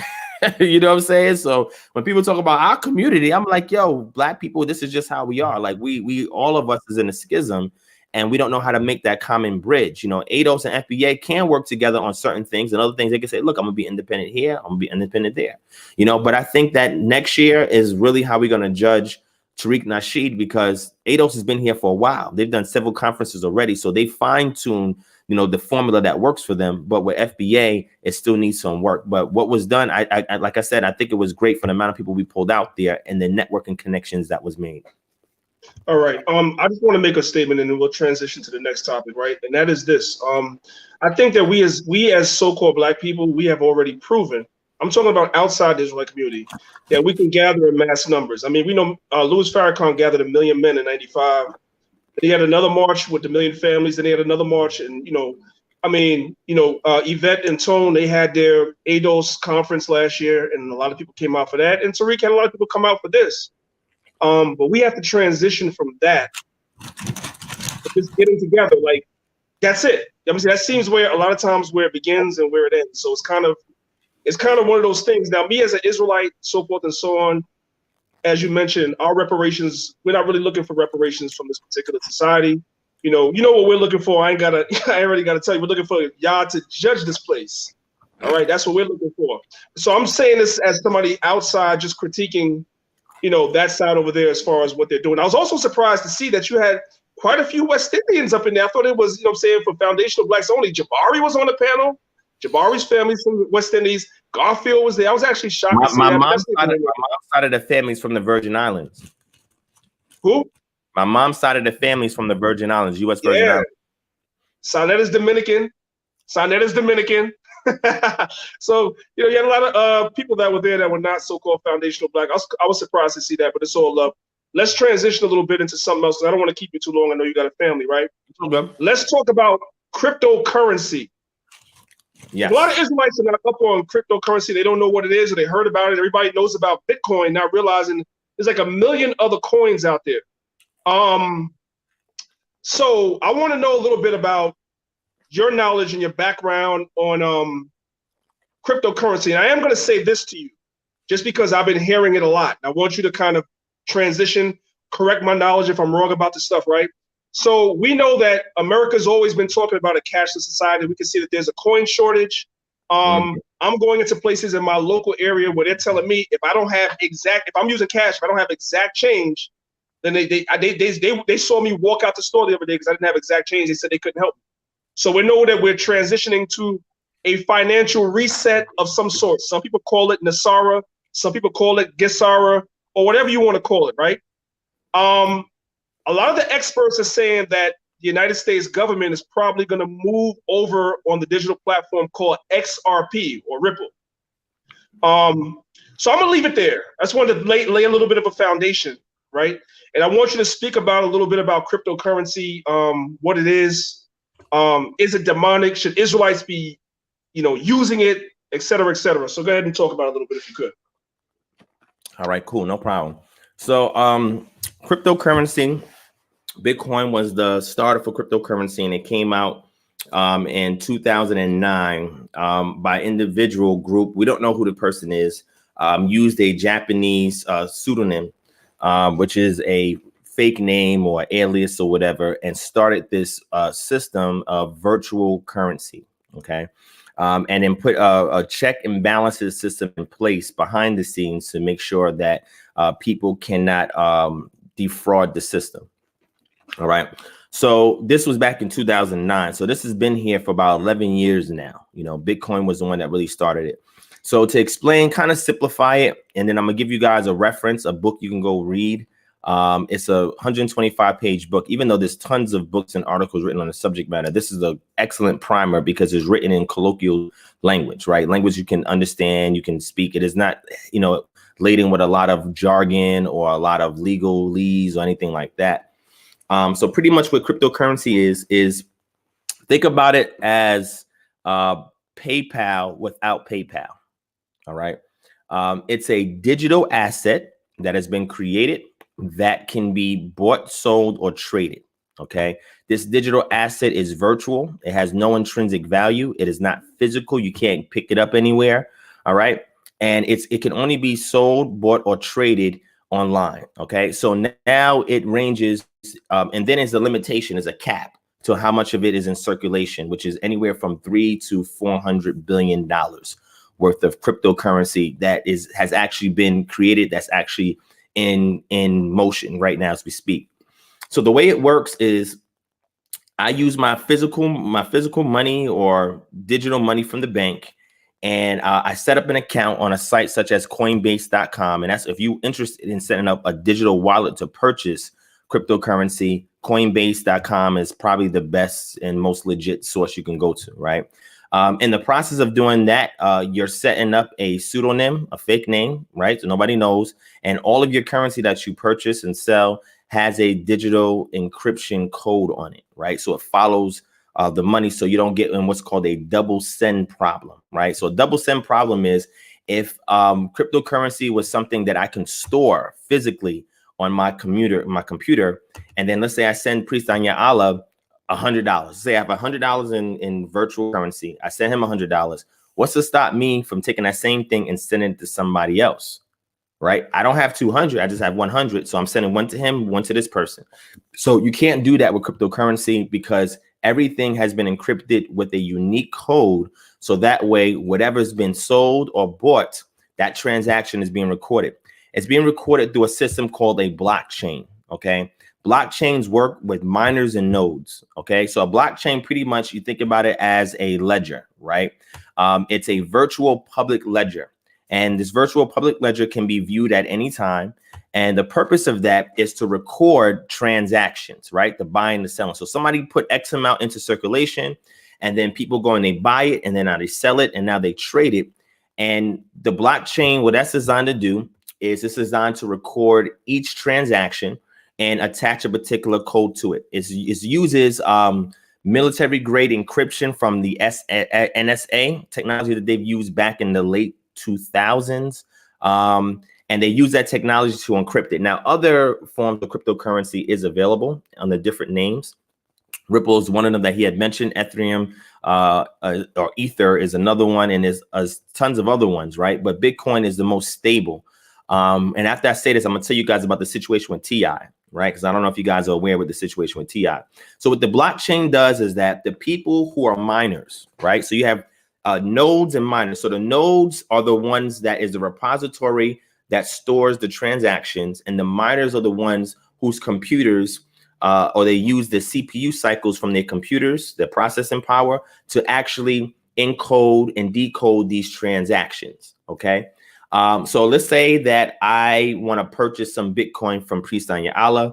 Let's say that he has 3 Bitcoins, right? Because now you don't even have to buy a full Bitcoin. Bitcoins are expensive. Right now, I think they're over $3,000 per coin, right? But let's say I want to buy 2 Bitcoins for him, which would be like, let's say $6,500, right? I want to purchase it from him. So what happens is I have a digital wallet. He has a digital wallet. So I say, okay, look, I want to purchase that Bitcoin from you.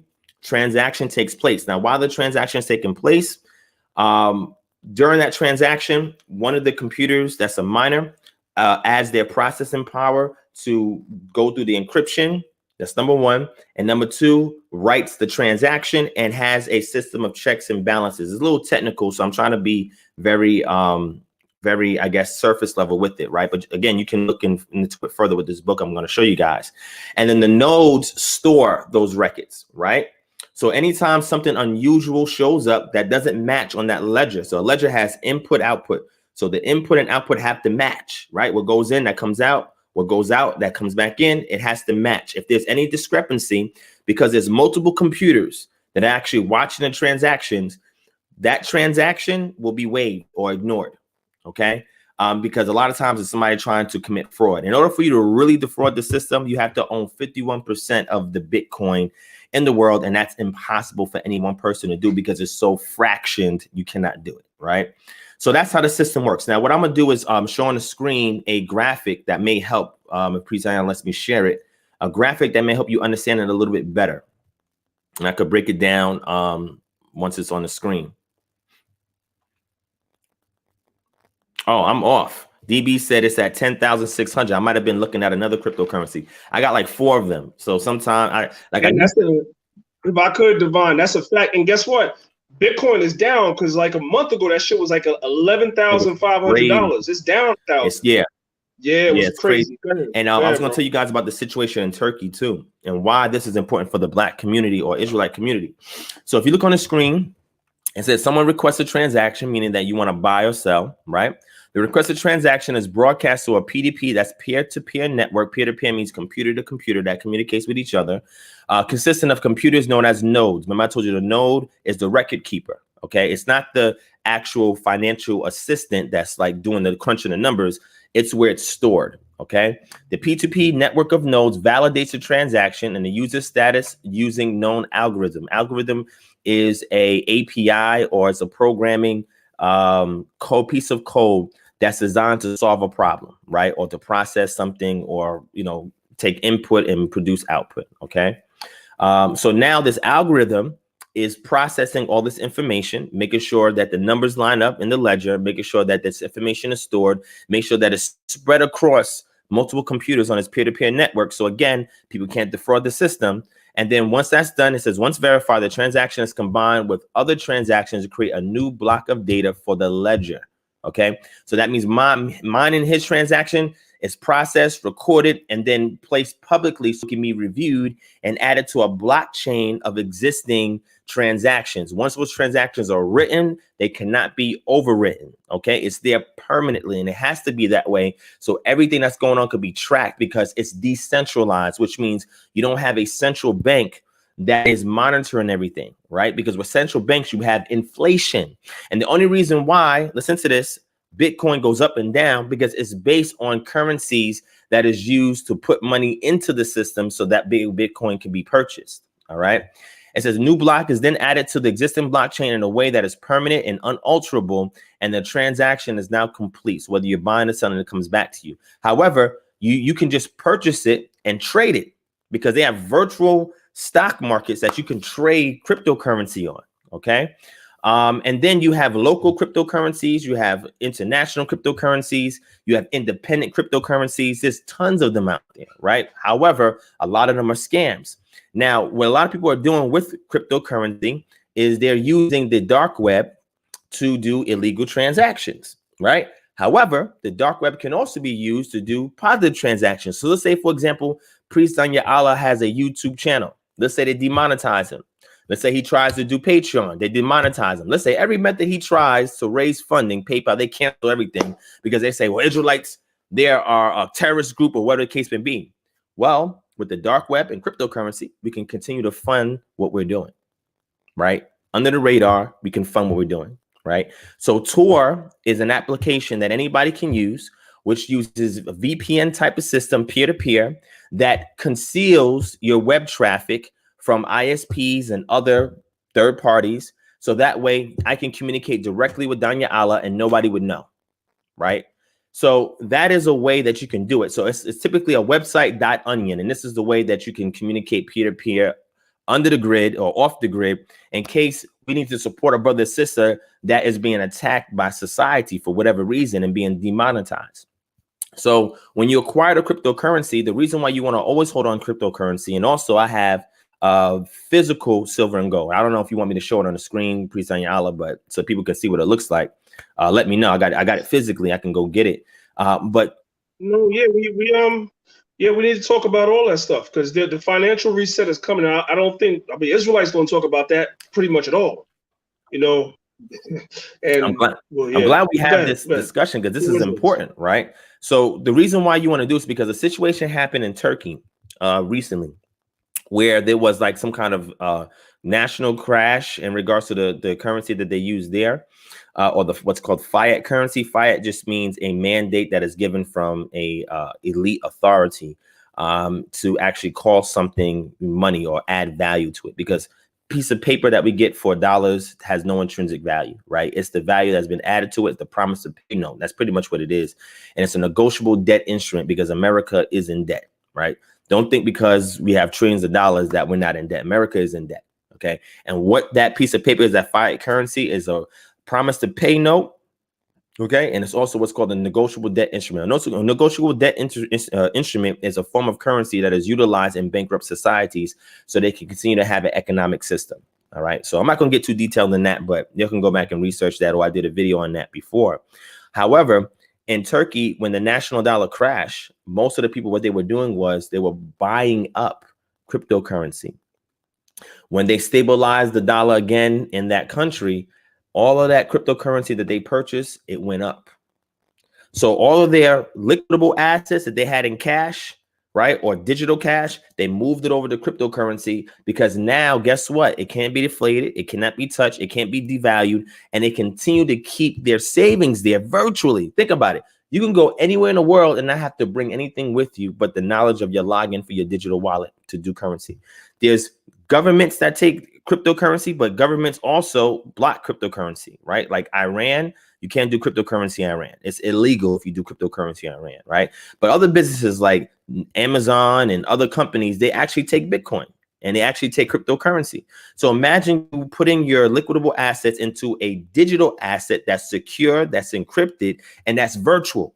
That means you don't have to hold it with you. And let's say, for example, the national dollar tanks for whatever reason, right?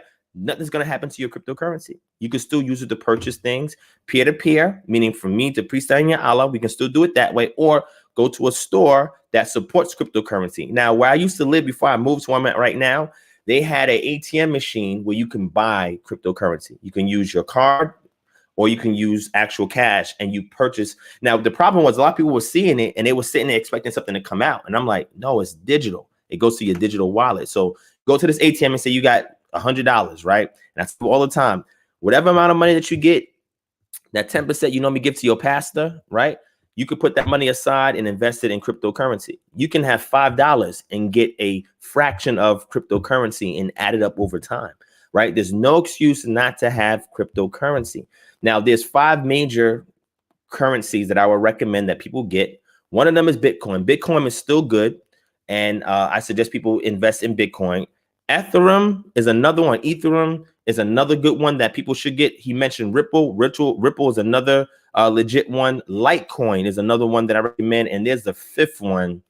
I forgot the 5th one. It'll come to me. But those are the major ones that I recommend if you're going to get, right? Now, what's going on now is that there's a lot of entrepreneurs that are trying to get into the cryptocurrency market.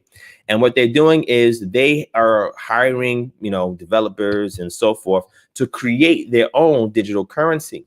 But what happens is sometimes they oversell and underdeliver. So the situation with T.I. is that he had a partner that he was working with where he was marketing. Matter of fact, I'll bring it up on the screen so you guys can see it. You can see the situation happened with T.I. and what you guys need to look out for because he was actually charged, fined $75,000. I don't know if y'all were aware of this. Did you hear about this, Priest Anyala? Yes, sir. Yes, I did. All right. So I'm going to bring it on the screen so you can see real quick. And this is why you got to look out for this. So it's important to read and to understand how this works. And if somebody is offering it, how to vet whatever is being proposed so you're not defrauded. Okay. So if I could share my screen real quick, let me know if you can see my screen. Not yet. There it is. Okay. All right, here's a situation where rapper T.I. cryptocurrency fraud charged and fined $75 by the SEC. That is the Security Exchange Commission that's responsible for overseeing digital cash or physical cash transactions, right? At a national and international level, okay, on behalf of the United States, okay? So it says here, the rapper T.I. and 4 other people, including film producer Ryan Felton, have been charged by the U.S. Securities and Exchange Commission over fraudulent token sales. T.I. or Tip, as the rapper is also known, is also fined $75,000 by the securities regulator. Now, $75,000 is a drop in the bucket. This guy's a multi-millionaire, right? But this is what you got to be careful. The SEC announced Friday the charges against rapper and actor Clifford Harris Jr., film producer Ryan Felton, and 3 others over 2 fraudulent initial coin offerings. ICOs is another word for cryptocurrency, normally startup cryptocurrencies, right? The SEC also charged 2 companies, Flick and CoinSpark, that conducted the sales. Rapper T.I., whom the SEC described in its order as a well-known musician, actor, and producer, participated in the offer and sale of Flick tokens, which are unregistered securities. Keep this in mind. This is deep. Investors were able to buy and sell these tokens on at least 2 cryptocurrency exchanges using ETH, which is Ethereum, and BTC, which is Bitcoin, the SEC detailed. Promotional materials describe Flick as Netflix on the blockchain, a company that will provide a streaming media platform where products and services that could be purchased with Flick tokens. Sounds good, right? The SEC alleges that between August 20th and September 20, 2017, the rapper offered and sold these tokens on his social media accounts, falsely claiming to be a Flick co-owner, and asked a celebrity friend to promote the sale on social media, calling Flick T.I.'s new venture. The Flick sale raised approximately $539 ETH, $154,665 as of December 20th, 2017. The SEC's order states, adding the SEC's state T.I. neither admitted nor denied the SEC findings. Reuters reported Friday. His attorney, Henry E. Mazurek, says that the rapper regretted getting involved with Felton, who he believed to be a local entrepreneur trying to make it easy for new artists to enter the music industry. The news outlet conveyed. The lawyer additionally claims that T.I. never received $1 from Felton's failed venture. All right. So it says the complaint charges Felton with violating registration, anti-fraud, and anti-manipulation provisions of the federal securities laws. Flick and CoinSpark are charged with violating the registration and anti-fraud provisions. So if I want to provide a platform where I say, okay, this platform can be, a means of streaming media, like he says, Netflix, where now I'm going to feature new artists on there, rap artists and movies and stuff like that. But you can only get it by using Bitcoin to purchase it. And now this is a business that's public. That means any means of currency that's used for purchase has to be registered so you can get taxed. So if you decide to do this without registering this business, that it only accepts this cryptocurrency, and they're not allowed to see or have insight into your ledger or what's coming in and what's going out, they cannot tax you, and therefore you are the fraud in the system. And this is what happened in this case scenario. Okay, so this is Devon, real quick. Yeah, if I could just jump in real quick. I don't want to. There's a dude on YouTube. It's a brother too, a black dude, and he accumulated millions of dollars on Bitcoin because he got in real early. And this dude, man, this what you said is so important. That's why I'm deviating just for a second. That money that you accumulate on Bitcoin is not taxed. And so what this dude did was he found like a Lamborghini he wanted to buy. So he bought the Lamborghini with Bitcoin. Crypto. Everybody knows the IRS gets an alert. Anything over $10,000, they know about it. So this dude used Bitcoin to buy the Lamborghini. What you think happened when the IRS found about that? They taxed the hell out that dude, man. Yep. Yeah. Yep. And that's another thing that's important because look, you can use Bitcoin, Ethereum, Litecoin, and all of that to make purchases anonymously, right? However, these things need to be registered, right? Because the IRS wants to get in and tax you. But there are workarounds. There's legal workarounds where you don't have to get taxed off of this money. So if you're trading it, legally you're supposed to report this, but it's not going to be taxed, right? If you have possession of it and you've used it to make purchases in the real world, like in America, then that's different. So when you use these, and I don't know if I should be talking about this on here, but I guess I'll say it. But if you make purchases, it's not illegal. It's just I don't want people to do the wrong thing with righteous information. But if you make purchases on things through a peer-to-peer network via VPN, and these purchases are from person to person, these purchases are being done outside the scope of the US, then you can legally do that or store it that way. It's almost like what people do with offshore bank accounts, right? The only difference is you still have a bank that's monitoring everything. With cryptocurrency, nobody's monitoring everything. So there are workarounds, and I don't want to tell everybody everything because I don't want people to do the unrighteous thing with it and blame me. But I'm just letting you know that study the law, understand how it's taxed, understand how it's transmitted and received, understand how it's processed, how it's recorded, understand what your legal obligations are. So I'm saying this to brothers and sisters so they can be responsible with the information. And I'm not going to tell you the wrong thing to do, but I'm just going to give you some hints at things to look into if this is something you want to invest in. But in regards to the situation of Turkey, if here, let's say the dollar crashes, I have silver and gold and platinum, and then I also have cryptocurrency. Now, the difference is with silver and gold, I have it in small increments. I have a lot of it in small increments because if the dollar crashes, you still got to pay bills, you still got to buy food, you still got to take care of your family, you still got to do these things. So what that is a quick means of exchange physically, something that has intrinsic value, quick exchange I can give to, let's say, a local bodega, deli, black owned shop or whatever to buy food or whatever that they will receive, because silver and gold always has intrinsic value no matter what happens in any society. But with cryptocurrency, let's say, for example, I have to travel out of the country, and let's say I can't take all that silver and gold with me. Well, with the cryptocurrency is when I get there, guess what? I can then trade that for actual cash or currency in the country that I'm going without physically having to take anything with me, right? So with silver and gold, you can get what's called the precious metals portfolio. And then when you use your cryptocurrency, that's your digital wallet or a digital asset that you can utilize to take with you anywhere, regardless of what's going on around you with the national dollar.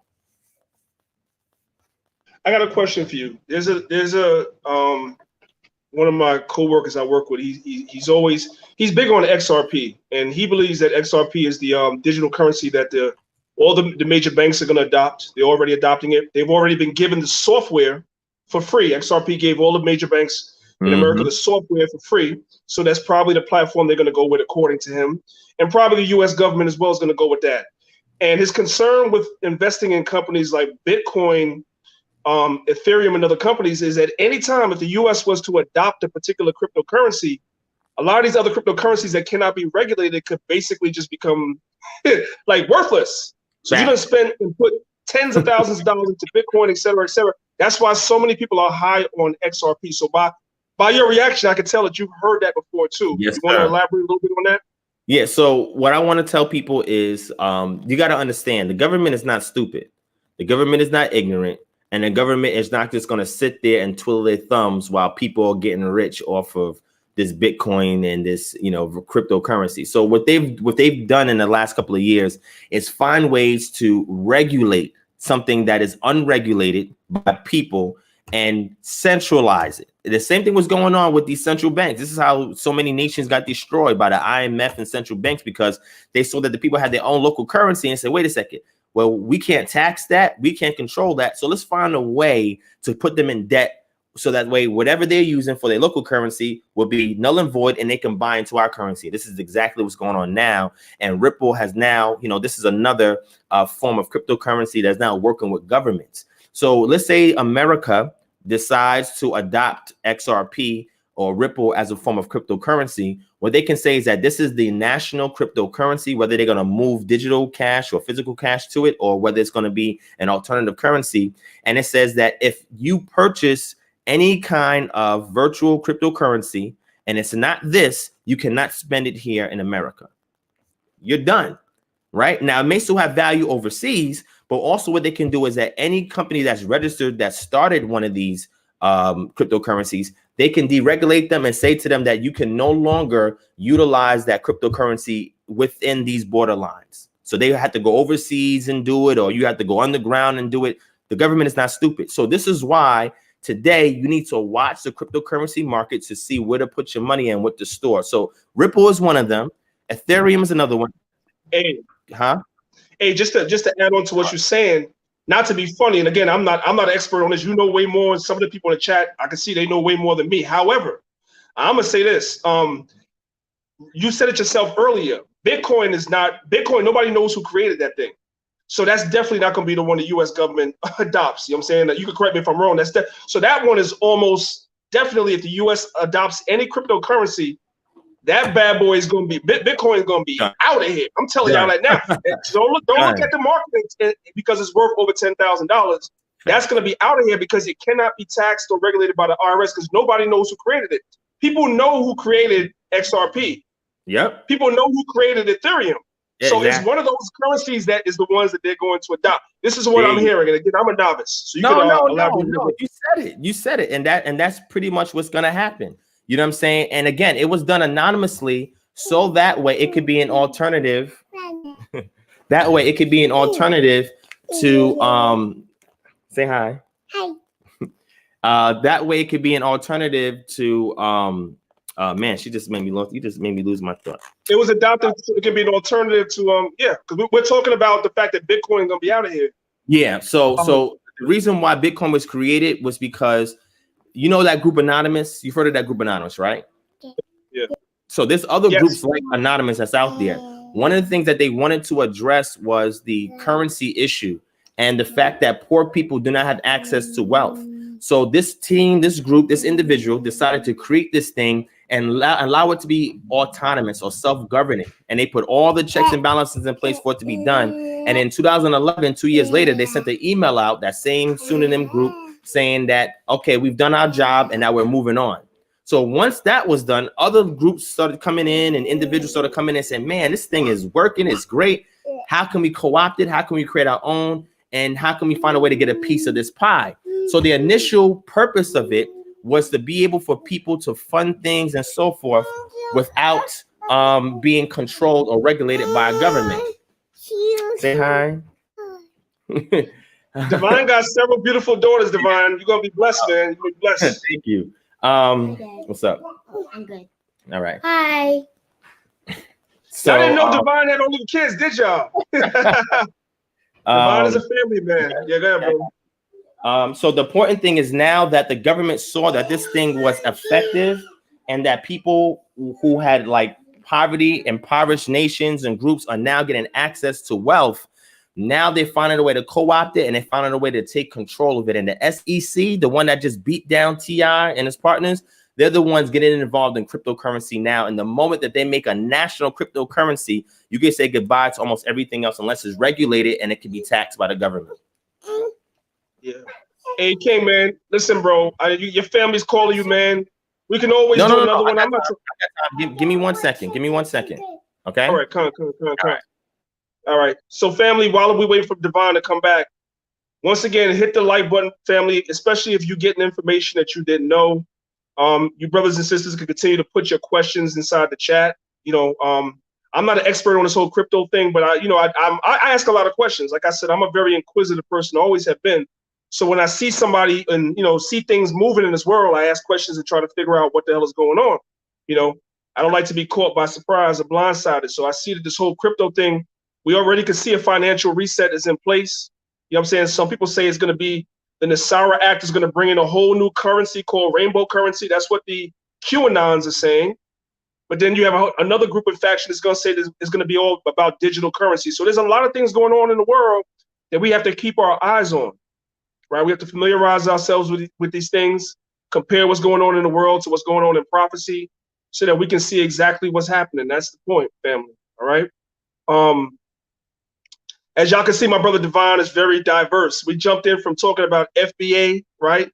We talked about Briana Taylor. We talked about reparations. We talk about cryptocurrency. Divine could go into the language. He can go into history, man. That young brother is definitely, that's why I always called him the prodigy, man. That brother is a beast, man, when it comes to information. And always, always, always remains humble. And never allows the information to go to his head, never allows his pride to take over, and he's always willing to share information.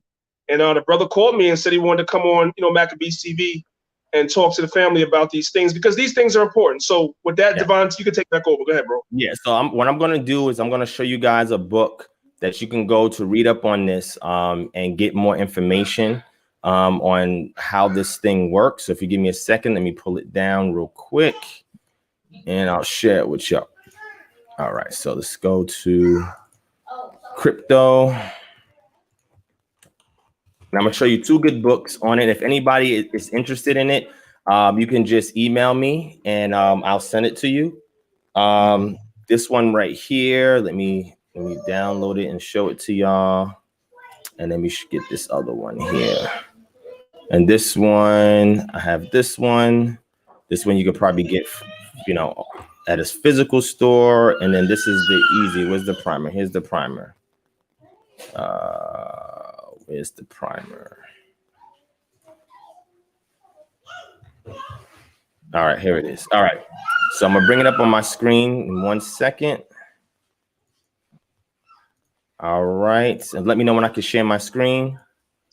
Give me 1 second. 1 segundo. Let me stop this. And there's some technical difficulties on my end still, but we're working with it. Hey, Devon, do your thing. Share it. All right, it should be up there. Let me know if you can see it. Cool.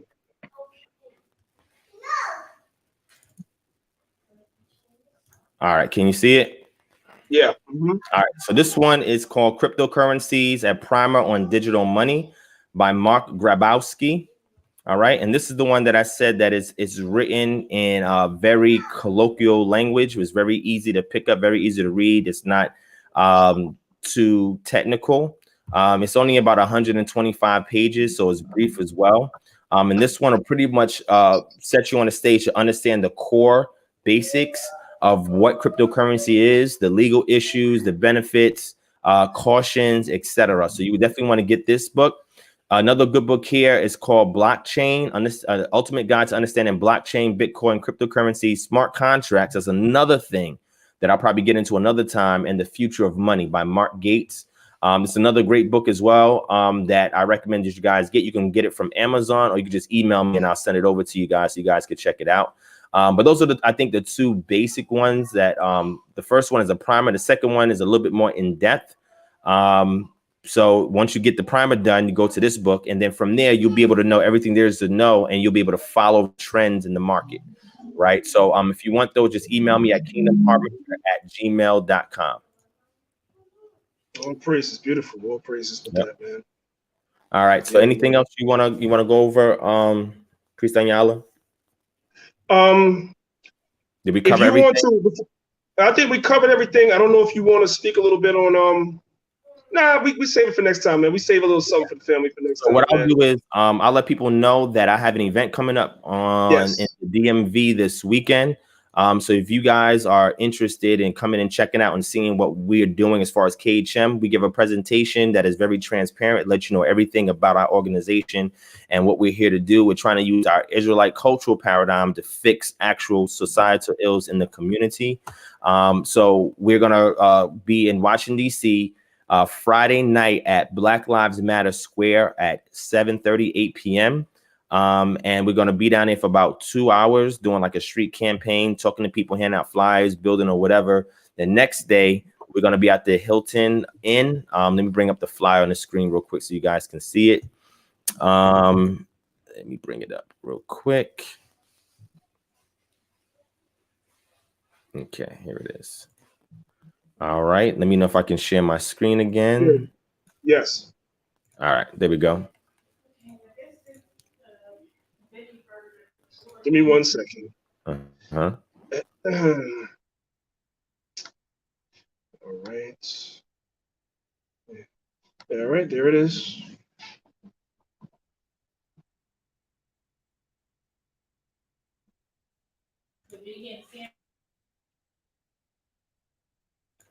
All right.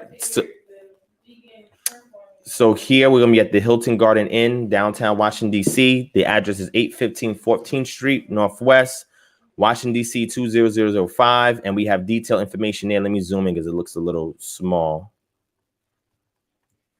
There we go. All right. So you guys can come out and, meet with us, build with us, see what we're about as an organization, see what we can do to fix any issues that you may have personally, or that you may be facing in your community. And pretty much what we're doing is taking Torah and making it practical. You know what I'm saying? There's so many things in Torah that can fix so many ills that we have in the Black community. I mean, those of you who are watching this channel, you're not new to this. If you're here, the priest Anyala have been speaking on this for years, you know that Torah is the major thing that can fix any issue in our community. And it's even helpful with creating policies to govern your community. So one of the things one of the main reasons why I got involved out here in Atlanta with Greenhaven is because there were policies that they were enacting. So that way, when Greenhaven as a municipal corporation is legitimized by the county commissioners and becomes its own city, where the majority, which is 85 to 92% African Americans, are now in control of their city, as opposed to the 10% of the people that are there that are representing the 90%, which are mostly the gentrifiers. Now, when it comes to enacting policy and looking at different things that are happening in the community, you have somebody who's an Israelite that is on this board that's able to look at legally what's going on in the community, what can be done, and then looking at their culture to say, okay, this thing is one of the statutes that we follow. How can we transmute this into an actual policy to fix this problem that our people are already having? You know what I'm saying? And what that happens is once people see that you are bringing forth this information to help create policy to fix issues, now they want to inquire about you personally, and that opens up the door for us and tell them what we're about. So there's a lot of ways that we can be the cupbearers, like Nehemiah, you know what I'm saying? Like Daniel, you know what I'm saying? We could be the roofs of our community. You know what I'm saying? We could be the Mordecais of our community. We can do these things. Now, we're not saying that this is going to get us up out of captivity. However, it gives us enough breathing room until the Most High takes us out of here. You know what I'm saying? So these are things that we can do. We can show you guys how to do it. And then, for any issues that may come up pertaining to your particular community, you can bring it to us. Once we set up the chapter is designed to be mobilized and go take care of it. It's not a church. It's not a congregation. We have brothers that are part of camps that part of KHM in their city, putting in work, fixing problems. You know what I'm saying? So you can be part of your church or congregation and still join up with KHM for the wing or the aspect of the organization that deals with problems in the community using our Israelite paradigm. All right. So come out, check us out, see what we're about, man. I want to give a shout out to my brother priest Anyala for having me on the show. I know that he already gave y'all that work for 1 hour. You know what I'm saying? That he tagged me in and we went back and forth on pertinent information in regards to the Briana Taylor situation. Like I told y'all, retribution has already been started. Brothers and sisters are about to go wild in these streets, and that's what they want us to do. Priest and y'all have been telling you this for a long time. Martial law is not a joke, okay? They want us to act crazy. They do these things purposely because they know we are emotional. We are emotional. And we respond to any and everything because most of us have not been taught discipline in our community. We don't look for long-term solutions or long-term goals. We want immediate gratification. And if we didn't get solution from the justice system, we're going to take matters in our own hands. And all you're going to do is allow them to create more policy to lock you up, more policy to bring back frisk, you know what I mean, and arrest. You know what I'm saying? More policy to expand probable cause, because that's what they've been doing now. Putting in more, measures to I can't believe I forgot this. I must be getting tired or whatever. Curfews. There we go. Putting in more curfew, because now in Louisville, their curfew is at 9 o'clock and they're gonna move it up to 7. Okay, because people are wilding out there. And they're saying that the only way you can now, what they're doing, local legislation are doing in certain states after the George Floyd situation, is they're creating passes that you have to register to get a pass in order for you to commute or travel after hours. And in order for you to do that, they have to put you in a registration database. So they know everything about you. So when you're traveling, they know where you're going to, where you're from, and they're agreeing to add a GPS tracker either on your person, your phone, or your car, so they can see your movement. Where you going after hours? Next time I talk on here, I'm gonna bring that up so we can go over that. That's crazy, because our people, you only protest when you have no power. You don't see no Arabs going out there protesting. You don't see no white Jews going out there protesting like us. You don't see no East Asians going out there, East Indians. Why are they not doing this? You only see black folk and opportunistic other ethnic groups joining with us, not because it's their movement. They just want something to do. How come we're the only ones doing it? Because we don't have any power. And we don't have any power because we have surrendered our power by co-opting with the other nations and removing us from the covenant of the Most High. And now what Christians want to do is continue to further that, continue to remove you away from the covenant. So now Yah can't even move his hand to do anything on our behalf. So he has to allow the system to crumble so he can redeem the remnant. So don't let nobody tell you to stop keeping the statutes, laws, and commandments, or you can't keep it. Matter of fact, before we go, Priest Anya, can you bring up Deuteronomy chapter 30? Sure. Let's get this real quick. First 3 verses, and then verse 11, verse 1 to 3, and verse 11. Okay. And I'm telling you, people are going now that right to travel after hours on curfew, where they're gonna put a GPS track on your phone, and you have to have it on at all times. If it goes dark or goes black, you can be arrested.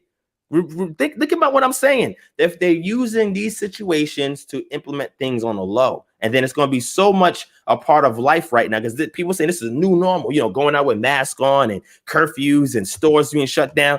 They're conditioning you for what's about to come. They're conditioning you. But let me know when you got it, Aki.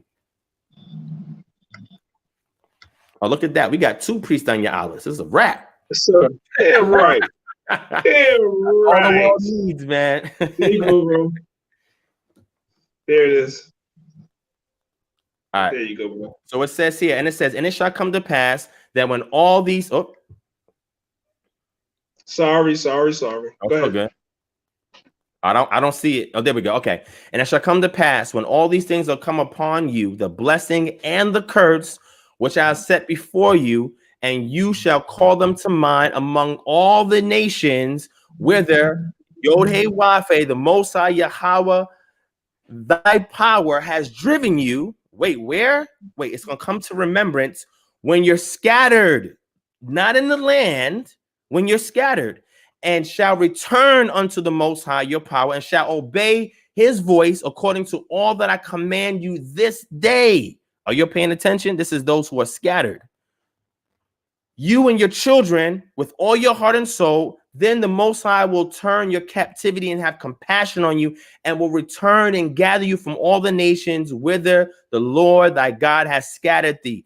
It says, if any of thine be driven unto the uttermost parts of the heaven, that he will come and galvanize us. Now go down to verse 11. Verse 11. And it says, for this commandment, which I command this day, it is not hidden from thee, nor is it far off, or it is not difficult for you afar off. So for the people that say, oh, you can't keep the law in captivity. Well, in order for him to do his work, we have to wake up and do what was commanded. And in doing that in captivity, he will remember us for remembering him, and he will regather us from out of our captivity when he punishes these nations.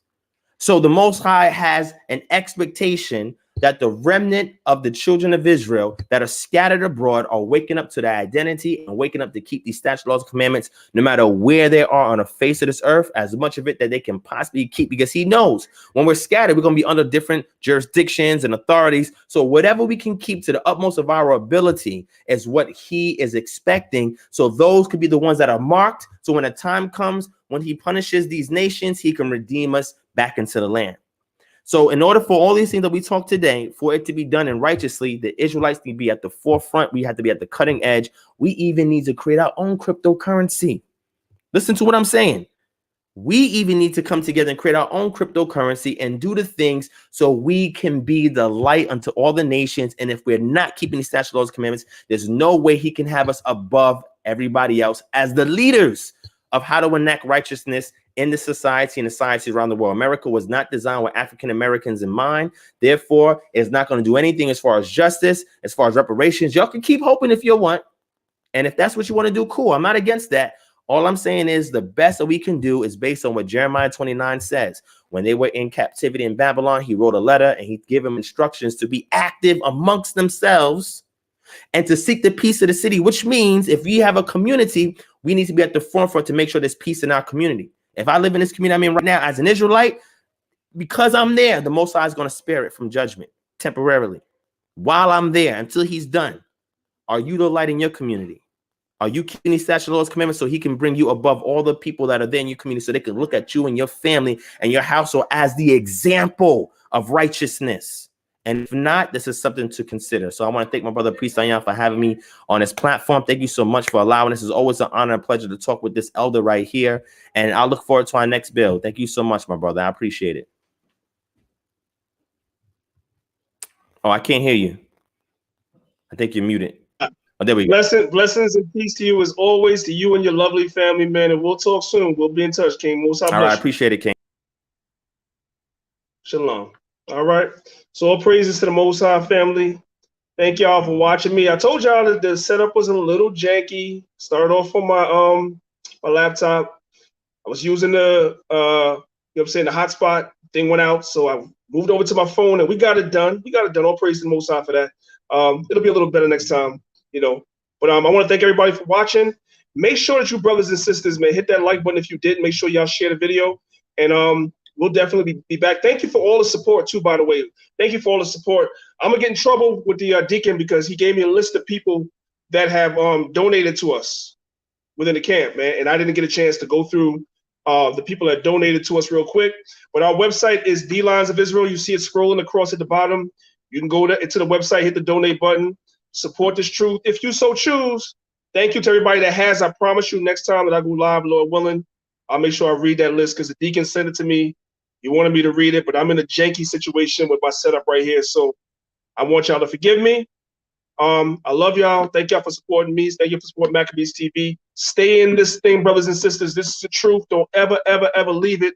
This is the truth. And that's coming from your brother, Priest Dan. You know what I'm saying? And with that, brothers and sisters, I'm going to send y'all out with a little something.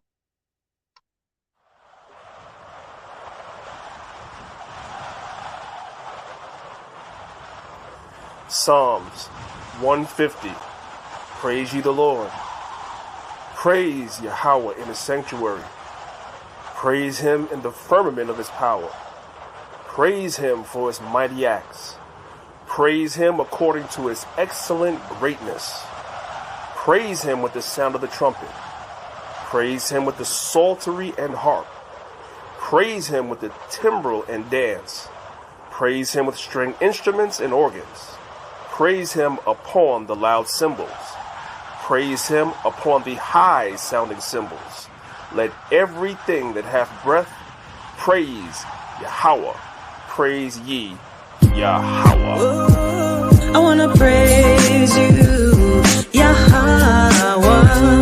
I wanna thank you, Yahweh. I'm so grateful, Yahweh.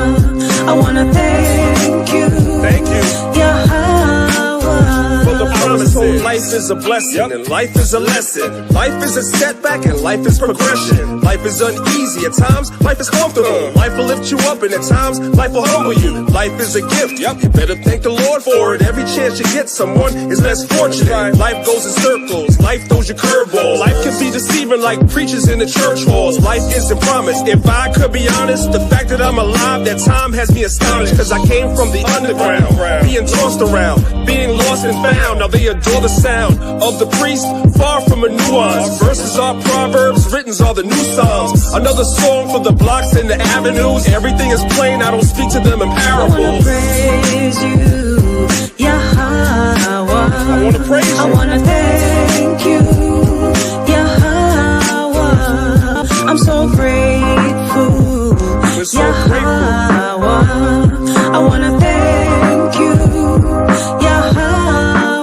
But let it ride. I wanna pray.